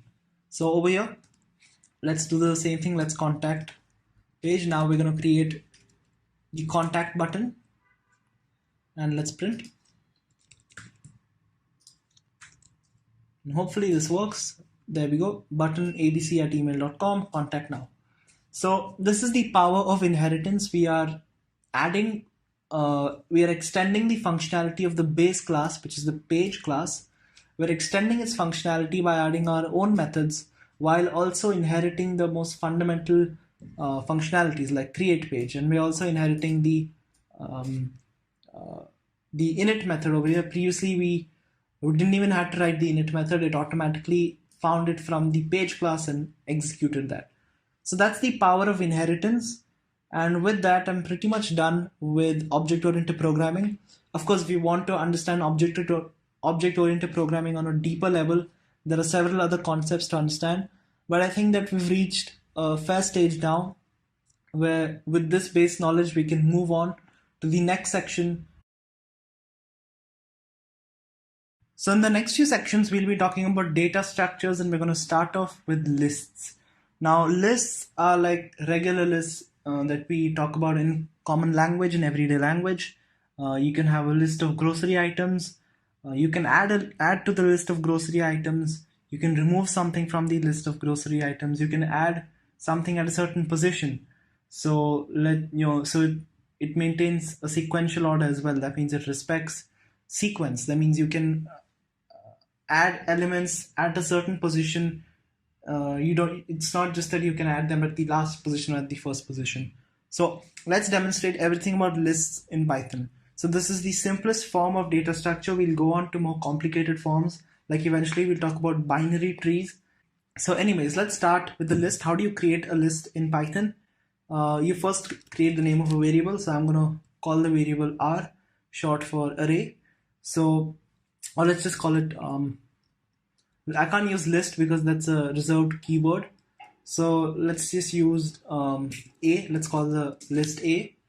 And you create a list by using these square brackets. And I can create the first list by saying 1, 2, 3, 4. And that's one list over there. You can add to the list using the append method. So all of this list in Python are built-in classes. So that means if I print is instance A of the class list, and that's a built-in class.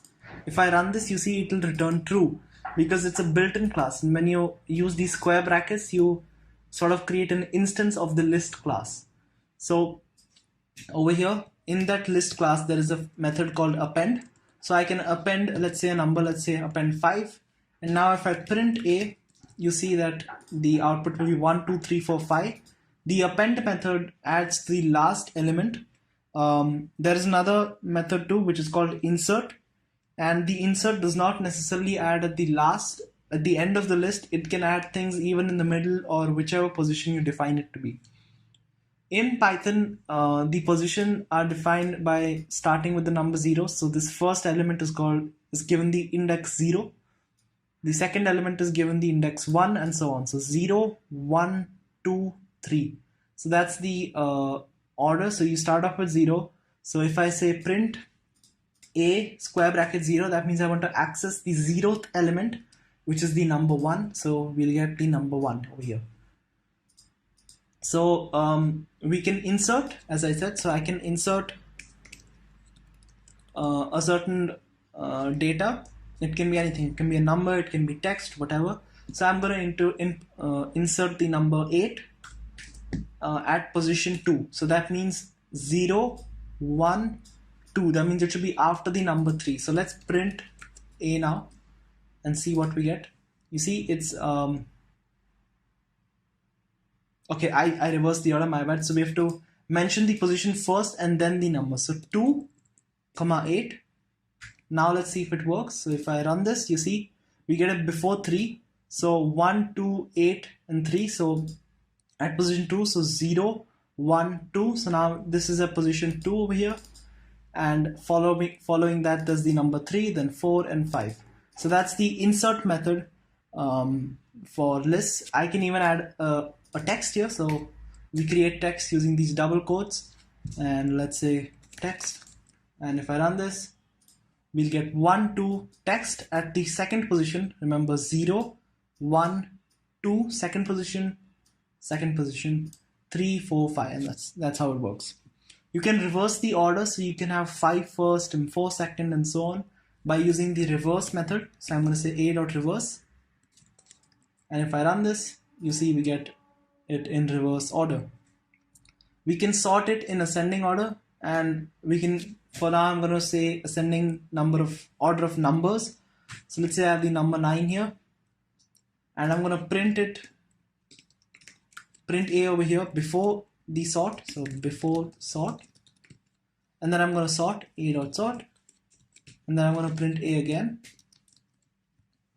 And if I run this, you see I'll get before sort it's 5, 4, 3, 9, 2, 1, but after the sorting process it's stored in ascending order.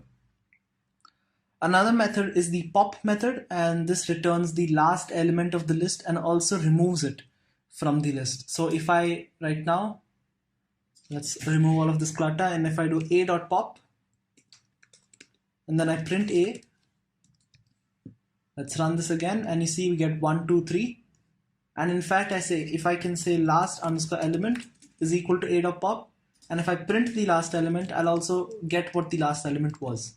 So if I run this, you see I get 4 was the last element, and now what remains of the list A is 1, 2, 3. So you can also remove all of the elements by using the clear method. So over here, I can do a.clear, and if I print A, run it, you see we get an empty list, which is symbolized like so.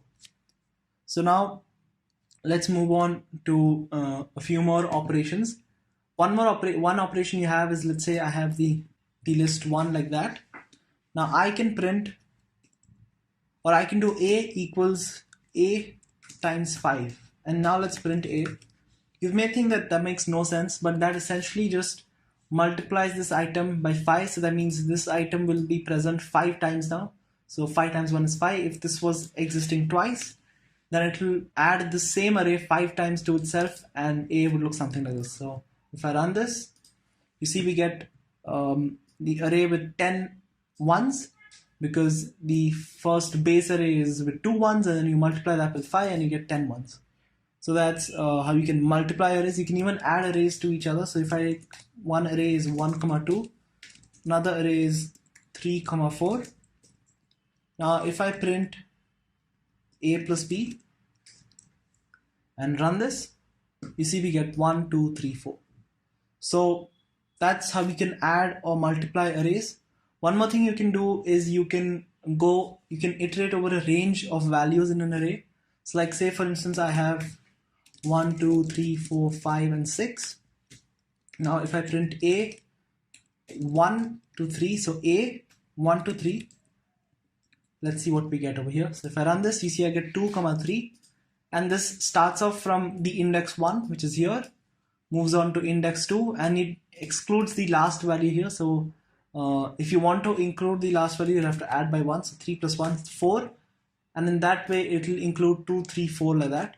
So let me just rephrase again. So you have at index 1 you have the number 2, so 2, 3, 4, and this is index 3, 0, 1, 2, 3, and this last, since it's 4 over here, but when you're taking it over a range, it does not include the last number. It does it 1 minus that. So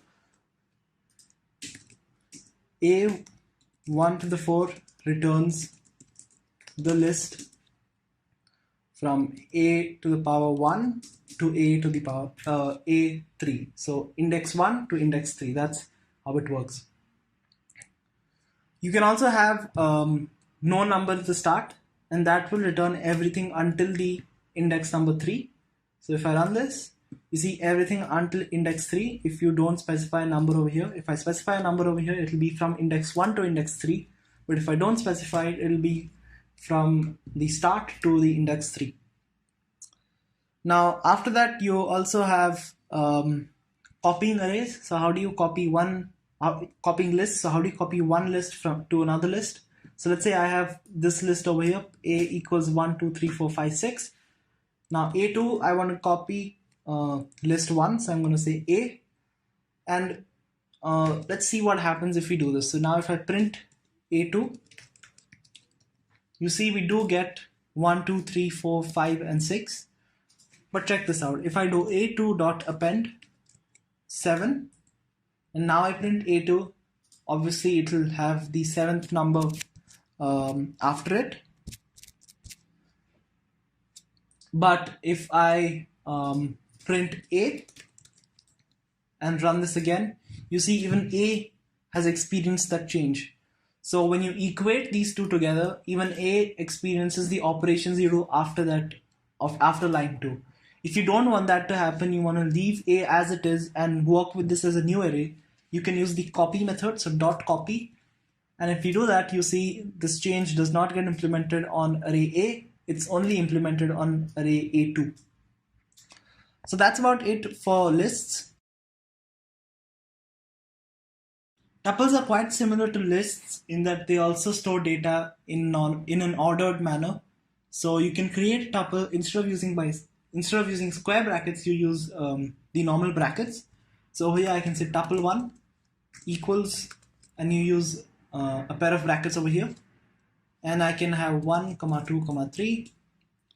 I can print the first element of the tuple, which is the 0th index. I can, let's just do that for now. And you see we get 1 over here. So that's how tuples work. It's very similar to lists, but they have a few distinctions that you need to keep in mind. One of the distinction is that a tuple is immutable. So if I try to do the following, tuple 1, 0, and I try to change the 0th index, so let's say the number 5, and I save it, you see we get an error, tuple object does not support assignment. So this is why tuples are immutable, they can't be changed, whereas lists are mutable. So if I do list1 equals 1, 2, 3, and then I do list1 0 is equal to 5, and let's comment this one out, and I run this, you see we don't get any error over here. And let's just print list1 as well. If I run this, you see we get 5, 2, 3, because lists are mutable but tuples are not. One additional thing you need to note about tuples is that if you have a tuple with one element, then you can create them by using the following notation. You can't have no comma over here, because if you do brackets, 1 brackets, that will mean that this is just a number inside a pair of brackets. It does not resemble anything. But if you put a comma over here, you would realize that that's a tuple. So in fact, let's try and see the instances, whether it's an instance of tuple or not. So let's print is instance tuple1 of tuple. If I run that, you see we get false. But the second I put a comma over here, I'm telling Python that this is a tuple. I want to create this as a tuple. So if I run this, you see we get true over here. Now it's also possible to convert tuples to lists and lists to tuples. So I'll delete all of this now. And I can say list1 equals tuple or equals list of tuple1. And if I print list1, you see it will be a list, as you can see. And if I do list1 over here, and let's create a list over here, and I'll do tuple1 here, and let's create a tuple from the list. You'll see that that too will work.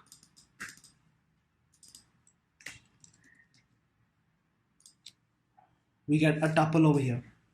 So that's about it for tuples. Let's move on to the final sort of simple data structure, which most of you might already be familiar with, but I thought it would be a good idea to give you a refresher about these data structures. So the last one we'll be talking about is dictionaries, and then we'll move on to a few advanced data structures like stacks or binary trees, which we will be using in this course. So I'll see you over there. So how do you create a dictionary in Python? Well, there are two ways to do it. So the first way is a simple one. You just use a curly brace, pair of curly braces, and then the first thing you mention in a dictionary is the key. So in a dictionary you have key and value, so you have key value pairs, and an example of this will be the following. So let's say I have an employee and his name is John. So over here, name is the key, John is the value. This employee will have an age, and you have to also include that in double quotes, and his age is 19. This employee will have a profession. Let's say it's accounting. So that's how dictionaries work. You have a key, you have a value, and these pairs you can have n number of them in a dictionary, stored in a dictionary. So the purpose of dictionaries is that they can store two values, key, they can store two pieces of data, key and value, and they're actually pretty useful when, for instance, creating a lexer, where each token will have a data type and a value. Like for instance, the number 5 has a type of integer and has the value of 5. So in that sense, dictionaries are really useful because they allow us to store two pieces of data. How do you access values? So you can say dict1, say the name of the key. So let's say the name, and let's print this. So similar to an array, how we use the square brackets to access a certain index, we'll use a square bracket to access the value of a certain key. So let's print this, run it. We get John. We can do age, and we'll get 19.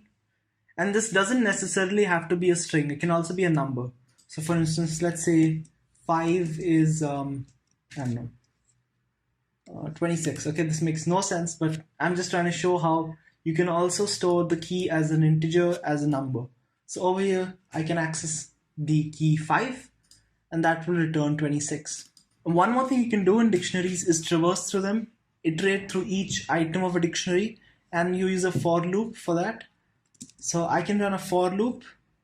We can extract the key and the value in dict1 by using the items method. The items method is a certain method present in the dictionary class, which is inbuilt in Python, just like the list class and the tuple class. So over here, we're extracting the key and the value, and I can print that in an S string. I can print key with a space bar and then value.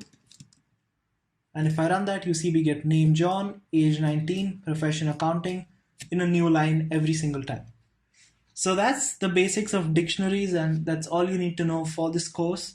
And with that knowledge, let's now move on to a few more complicated concepts in data structures. In this section of the course, I've brought an interesting activity that you can do using the existing knowledge that we've built so far. So we are going to create our own class for a data structure known as a stack. Now, a stack is effectively just, it's just like that. It's just what the word describes, a stack.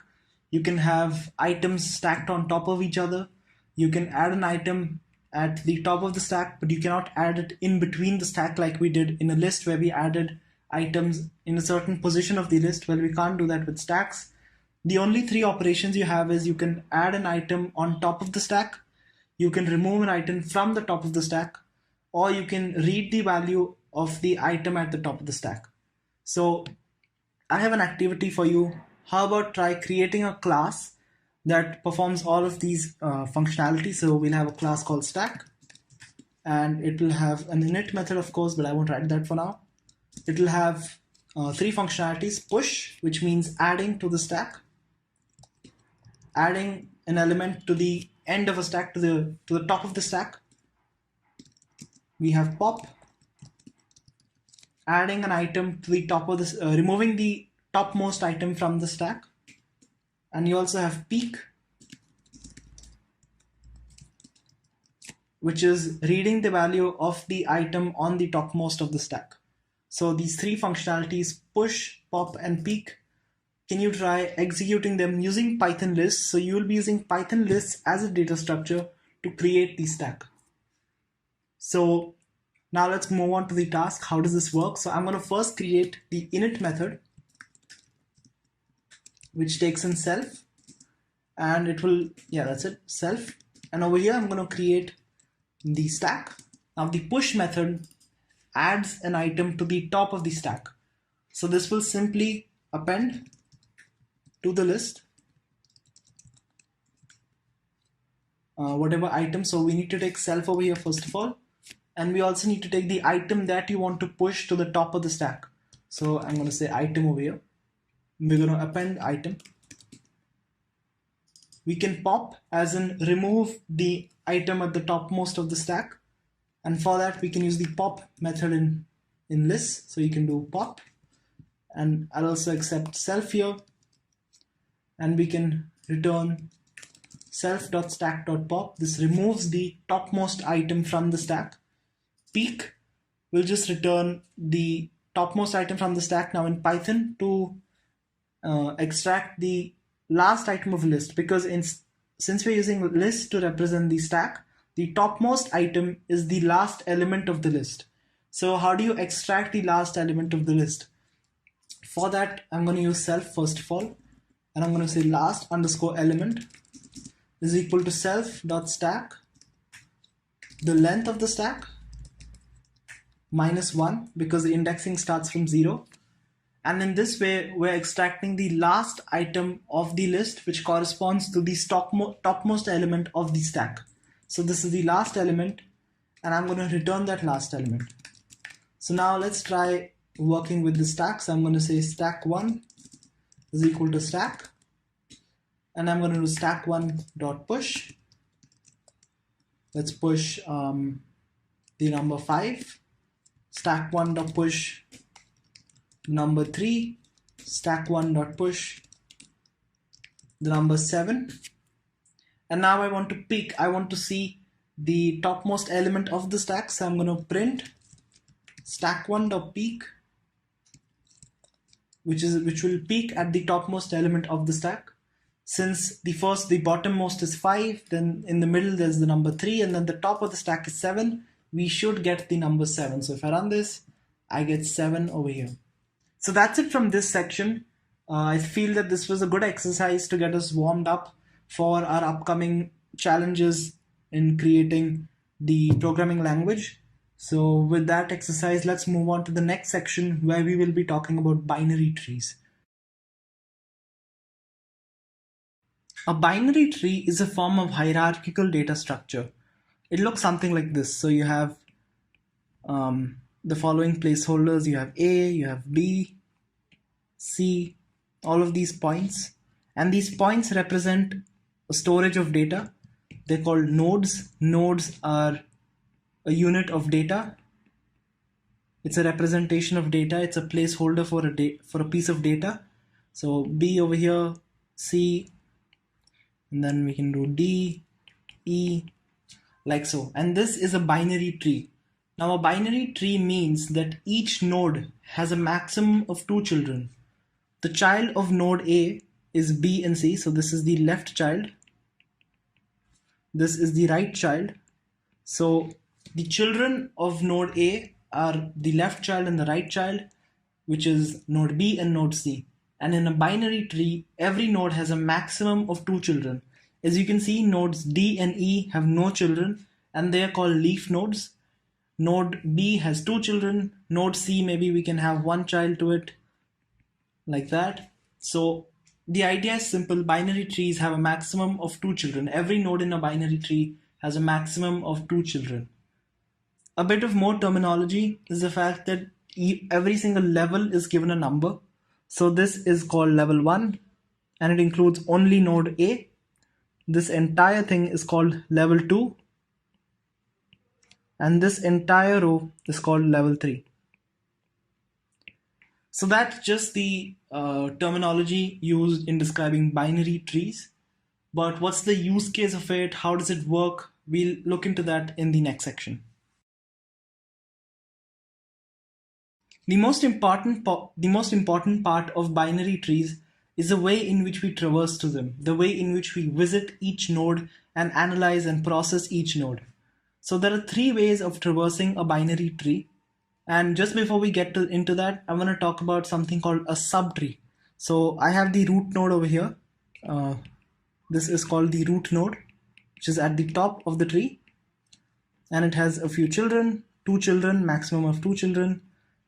And every single node after that also has a maximum of 2 children until we get to the leaf nodes, which have no children. So D,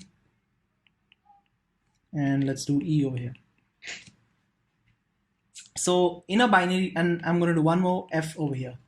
In a binary tree, we also have subtrees. So this entire region, which is enclosed by the dotted line, is a subtree. It's a tree within a tree.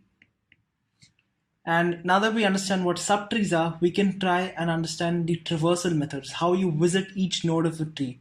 Traversal refers to the fact that you have to visit each and every node in a binary tree. So how do you do that? There are various ways in which you can traverse through a binary tree, and we're going to talk about 3 ways.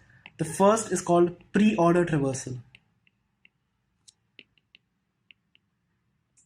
Pre-order traversal refers to the fact that you first go to the root, you first visit the root node, then you visit the left subtree, and then you visit the right subtree. So I'm going to call the subtree over here subtree 1, and this subtree will be 2. So how can we traverse through this entire tree by using the pre-order traversal method? So the first step is going through the root. So we start off with node A. Then we go to the left subtree. So then we traverse through left subtree. And then we traverse through the right subtree. Now we need to understand how we traverse through the left subtree, which is subtree 1. And we use the same pattern over here. We start off with the root. So we go from B. Then we go to the left subtree, and the left subtree is just node D. So this is the left subtree over here. So that's node D. Then we go to the right subtree, which is node F. So that's what the pre-order traversal of subtree 1 looks like. The pre-order traversal of subtree 2 will look like, first we start off with the root node. There is no left subtree, so we don't do anything. Then we move to the right subtree, which is E over here. So in pre-order traversal, the order of traversal is A, B, D, F, C, E. And this is known as pre-order traversal. We sometimes use pre-order traversal. We visit the tree in such a way to accomplish certain tasks. in our scenario where we want to parse inputs in a certain programming language and then execute it, we'll be using post order traversal. So let's take the example of an expression 1 plus 2 times 3. Now, how does all of this relate to a binary tree? So we can represent 1 plus 2 plus times 3 instead of this expressed in a linear way, like a list of tokens, which is what we do after step 1, after lexical analysis. Step 2 involves making this linear data structure and converting it into a hierarchical binary tree. So how can we express this expression as a binary tree? So we start off with the plus operation, which is the topmost, which is the root node. Then we go left, which is the number 1. Then we multiply 2 and 3. So this is the binary tree of the expression 1 plus 2 times 3. And the way in which we traverse it affects how we evaluate the expression. So in post-order traversal, so we talked about pre-order traversal in the previous section. Now I'm going to talk about post-order traversal. In post-order, you start off with the left subtree, then you move to the right subtree, and then you move to the root node. So the left subtree is the following dotted line. The right subtree is also the following. Left subtree, it's just, so I'm going to call this subtree A. I'm going to call this subtree B. So subtree A is equal to just 1. That's the only way in which you can traverse subtree A. Subtree B, if you want to do a post-order traversal on this, you start off with the left subtree, which is the left node over here, the node 2. Then you move to the right subtree, which is node 3. And then you do the root node, which is multiplication. So now, finally, to evaluate the binary tree, we start off with the left subtree, which is A to B to the root.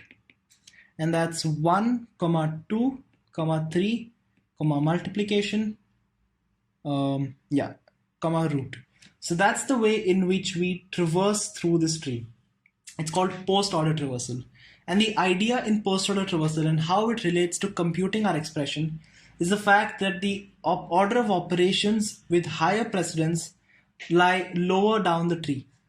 And in expressions, when evaluating expressions, we give preference from left to right. So if you compute 7 divided by 2 divided by 3, we compute this first, and then the answer of that we divide it by 3. So the higher precedence is given to left than the right. So this is one fact, and the other fact is that we give precedence to multiplication and division more than the preference to addition or subtraction. So in this scenario, the order of operations with higher preference are lower down the tree. They have a higher level. So remember, this was level 1, so they'll be lower down the tree, they'll have a higher level. And by traversing them in a post-order manner, like 1, 2, 3 multiplication and then the root node, by traversing them in such a way, we are first computing 1, then we are computing the multiplication, and then we are adding those two together. That's what the effect of post-order is. So now let's understand how post-order traversal relates to computing an expression. So let's say we have the following expression 1 plus 2 times 7. So over here, we're going to have addition first. Or in fact, I'm going to do multiplication first because we already used a similar expression. Let's do 1 times 8 plus 7. So plus and then multiplication 1 and 8 and 7. So in this example over here, let's try to do post-order traversal. So remember, it's left subtree, then it's the right subtree, and then it's the root node. So the left subtree is the following. And in here again, we have to do post-order traversal. So the left subtree of this subtree is the number 1. then you go to the number 8, then you go to the root node, which is multiplication, and then again we move to the right subtree, which is 7 over here. This is the right subtree, and then we move to the operation plus. So that's the post-order traversal of how this works. And now let's try and see how we can compute an expression using post-order traversal. So I'm going to erase this bit. And over here, so over here, let's see, by following this order of operation, by following this order of traversal, how we can compute the expression. So remember, the first thing we're going to do is visit the root node, the node 1, which is over here. The first thing we do is visit this, so we visit this A. Then the second thing we do is visit this, so B. Third thing we do is visit this, so C. Then D, and then finally we visit the plus operation, so E. So we start off with first, then 8, then multiplication, then 7, and then plus. So how does this relate to computing an expression? So we first visit this node over here. So I'm going to call that node A. We first visit node A, and we process it. So that's the number 1. So we first process that. So let me keep that over here. So 1, we first process that. Then we go to root B and we process that. We get the number 8. So now we've processed that as well, and it's the number 8. Then we go to root C and we process that. Okay, now we see it's the multiplication of 1 and 8. So then over here, all we do is 1 times 8, which is equal to 8. So in multiplication, so there are 2 types of visiting. One, you visit a number in which you just return that number 1 or 8. The second type of visiting is when you visit a binary operation. Over here, plus is a binary operation, it's adding 2 numbers. Multiplication is a binary operation, it's multiplying the left child node and the right child node. So when we visit a binary operation, we have to multiply the left child node and the right child node. So now we visited the multiplication node, which was node C, and we computed it. It turns out to be 8 times 1, which is 8. So we visit 1 first, we visit 8, then we visit multiplication. So we're done with this, this, and this. Then we visit node D and we compute it. It turns out to be value of 7. I'm sorry, I just had a glitch over here. So after we've processed node 7, the following node over here, after we've processed that, then we go to the root node, which is over here, and we do a binary operation. We check the left node, we check the right node, and we compute them, we add them together, and the output turns out to be 15.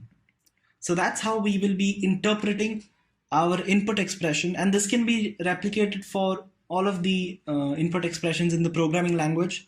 Like say for instance, we have an input A equals 7. So then the operation would be equals and then A and then 7. Then we'll have to traverse in the post order method and we'll have the similar output. So that's how we're going to compute expressions. That's how we're going to interpret our parse tree, by following a post order traversal method. And with that knowledge, and I hope that you understand how we are going to compute expressions, because this is an integral part of our course. So now that you've understood it, let's move on to the next section, where we will be constructing a binary tree and doing some exercises with them. So in this section of the course, we'll be creating a binary tree, essentially representing them in a programming language. As of now, we've just been drawing them and talking about them in a theoretical way, but now we'll be creating a binary tree in the Python programming language. So the first thing we need to do is create a class for the binary tree.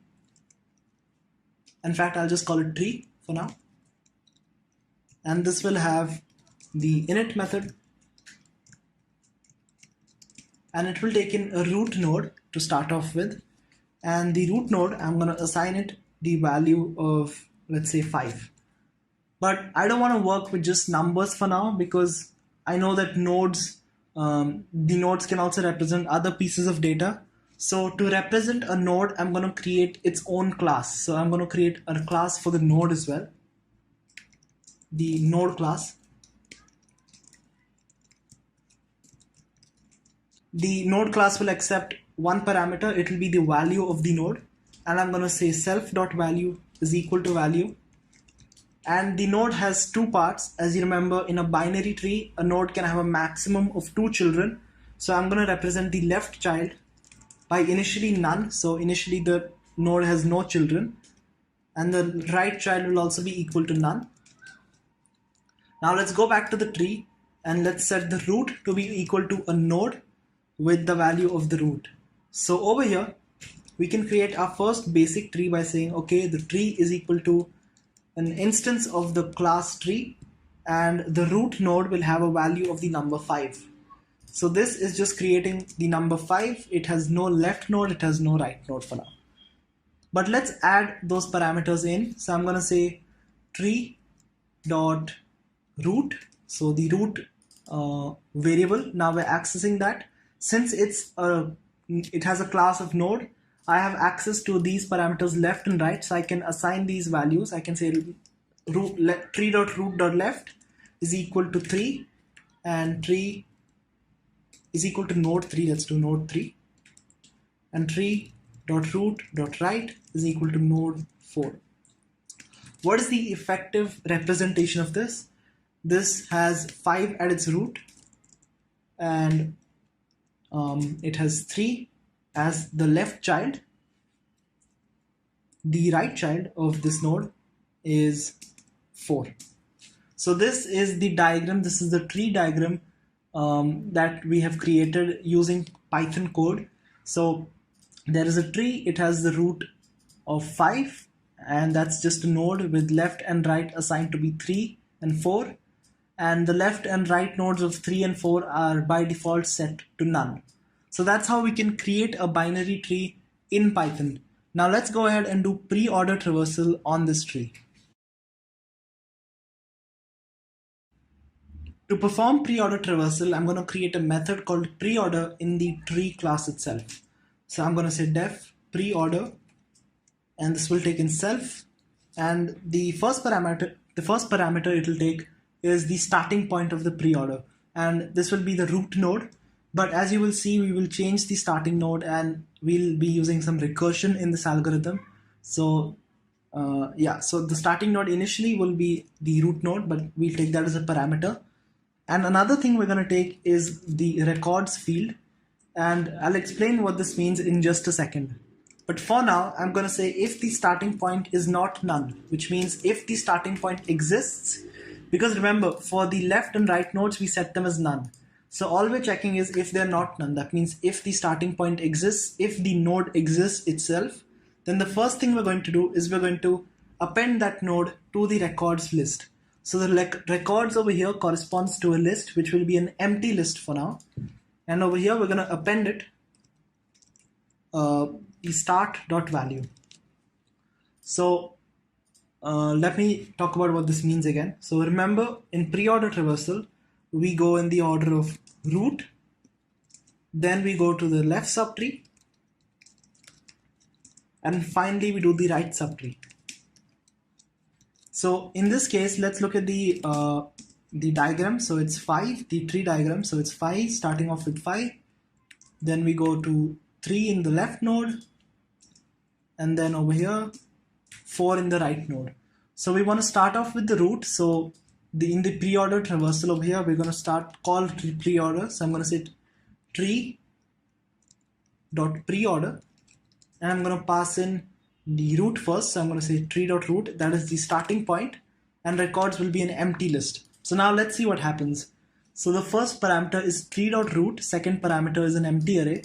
So tree dot root is the starting point, and start is not none, and therefore it will append the starting point, which is the root itself, to the records. Records will be tracking our visits. So the order of visits, that will track the order in which we traverse through the nodes. So the first thing that will be appended to the records list will be the root itself.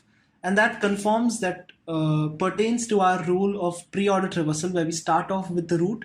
So indeed, by appending the starting point value, which is the root's value, to the records list, we are abiding by the rule set by pre-order traversal. Now let's go ahead. Now we want to do pre-order traversal upon the left subtree, because remember, when we were computing pre-order traversal, we started off with the root, then we went to the left subtree and we did pre-order traversal within that left subtree.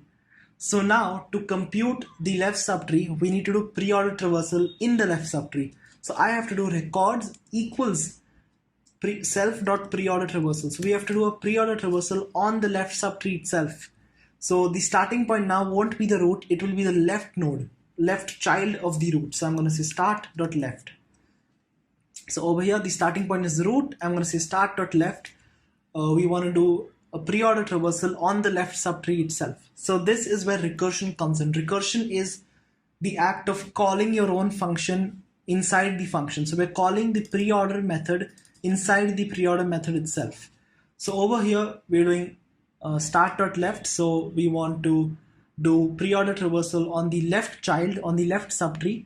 So how will this look like? So we start off with 5, then we go left and we start off with number 3, and we do pre-order traversal on this subtree over here. So right now there's no subtree, but let's say there was. So I'm gonna move them to the right, and over here I'm going to add one final item. It's going to be, let's say, the number 2, and over here we have 2 child nodes for this node 3, and let's say 8. So over here we start off with the root node, append that to the records array, and the first thing we have is the root. Perfect, it's working perfect. So now we move on to the left subtree. We do pre-order traversal upon this node 3 over here, and that will call, again, that itself will call start.left. So it will do pre-order traversal on this left subtree itself. So we are calling pre-order traversal on the left subtrees until we hit a leaf node, where self.left is equal to none, and we break out of this. So that's the power of recursion. So now we're going to do records. So remember, we had to compute root, then left subtree, and now we're going to do right subtree. So records equals pre-order start.right, and over here I also need to provide the records list itself as an input. So now let's see how this works. So I'm gonna run pre-order traversal, and I'm gonna print the records array. So we're gonna return the records list, and I'm gonna print the output given. And if I run this file, you see we get 534. So okay, I shouldn't have deleted that comment over there. So I'll just copy all of this and bring back that tree. Okay, there we go. So let's paste all of that again. So this is how the tree looks like, 534. So we start off with the root node, then we move left, we compute that left subtree, then we move right, we compute the right subtree. So from root, then left, and then right. Even if we have a more complicated tree, like for instance, we're gonna add, let's say we had that, the left subtree within the node 3. So let's create that over here. We're gonna say tree.root.left, which is node 3. For that node, we're gonna add another left, and that will be node 2. And then tree.root.left.right, its right child will be equal to the node 8. So even if we have this complicated expression, how would the pre-order traversal work? We'll start off with the root, then we'll compute the left subtree, and we'll do pre-order traversal on that left subtree. So we go from root again, so 5, 3, and then we start off with left subtree, which is 2, and then 8. So we should have the expected output to be 5. Then compute left subtree, so that's, we compute left subtree using pre-order traversal. So that left subtree is 3, 2, 8. So this is the left subtree over here. If I can highlight just that part. Okay, I can't do that right now, but let me delete that. So the left subtree is this. So how do we compute that left subtree? Using pre-order traversal, we start off with the root, so 3. Then we go to the left subtree of that left subtree, which is 2. Then we move to right. Okay, and here it was, I believe, the number 4. And then we move on to the right subtree, which is the number 4. And this should be the order of pre-order traversal. So if I save and run, you see we do get 5, 3, 2, 8, 4. So this is what recursion looks like. Now, if you still don't get it, it's perfectly understandable because this is a complicated concept to grasp initially. So I recommend you to move on to the next section, understand recursion, how recursion works, and we'll be looking at a few algorithms dealing with recursion, and then come back to this section where we will be talking about pre-order traversal again. So in the next section, we'll be doing post-order traversal, and then after that, we'll do recursion. We'll talk about recursion and the types of recursion algorithms. So for all of that and more, I'll see you in the next sections. Now I'll be doing the post-order traversal, which is quite similar to the pre-order traversal, but except remember the fact that we had root over here. That line corresponds to appending to root, appending the root to the records list. This is the left subtree. I feel like I've said that a lot, but yeah, that's what recursion is about, doing things again and again. So left subtree, and this is the right subtree. So this was the order in which we created the pre-order method. And over here, now to do post order, remember that's just left, right, and then the root. So all we have to do is say define post order. In fact, I'll just copy all of this, and starts with self, start, and records. And let's paste. And over here, instead of putting records.append first, instead of registering the root first, I'm going to register the root last. So now let's try post-order traversal of this binary tree. So I'm going to print tree.postorder, tree.root, starting with the tree.root, and an empty array. So if I run this, you see we get we get none because I did not return. So let's return as well. Let's return the records. And now let's run, and you see we get a different order of traversal. Remember the tree order traversal for post order. So how does post order work? You start off with the left subtree, and okay, this seems to be a problem. You should start with 2 and then move on to right and then to the operation. I think I have made a mistake over here. Okay, yeah, so yes, so I forgot to change this to post order because we will be calling the post order instead of pre-order. So I'll do post order here. And if I run this again, you see we get the correct order of operations. We start off with 2, then we move on to 8, then 3, then 4, and then 5. So I'll do this one last time. I'll give this a complete summary of the explanation. If you've understood this completely, congratulations, you can move on to the next section where we will talk about recursion. But I just want to summarize pre-order and post-order one more time. So pre-order, this is how it works. We have created this tree. Then we have the condition, check if the start is none or not. Root is not none. So then we move into this if statement. We append the root because pre-order starts off with the root, then the left subtree, and then the right subtree. So we append the root first to our records array, and the records array symbolizes the order of visits that we've done. So we first append the root, then we go down here and we say records equals self.preorder, and we're essentially doing pre-order traversal on the left subtree itself. So start.left, now we make this the root, and 3 to 8 we make that the left subtree, and we do pre-order traversal on it itself. Then we do pre-order traversal on the right subtree, and then we finally append the records, then we finally return the records. So that's how pre-order traversal works. Post-order, it's the same thing except we do the root at the last. So I hope you get that, and in the next section we'll talk about recursion. So to get you more familiar with recursion, I have prepared 2 problems in programming. One is the Fibonacci sequence, and the other is counting to a certain number. So hopefully these 2 exercises will help you understand recursion, which we will be using a lot in the later stage of this course. So the first problem is the Fibonacci sequence. Now, if you're not aware, the Fibonacci sequence is a sequence of numbers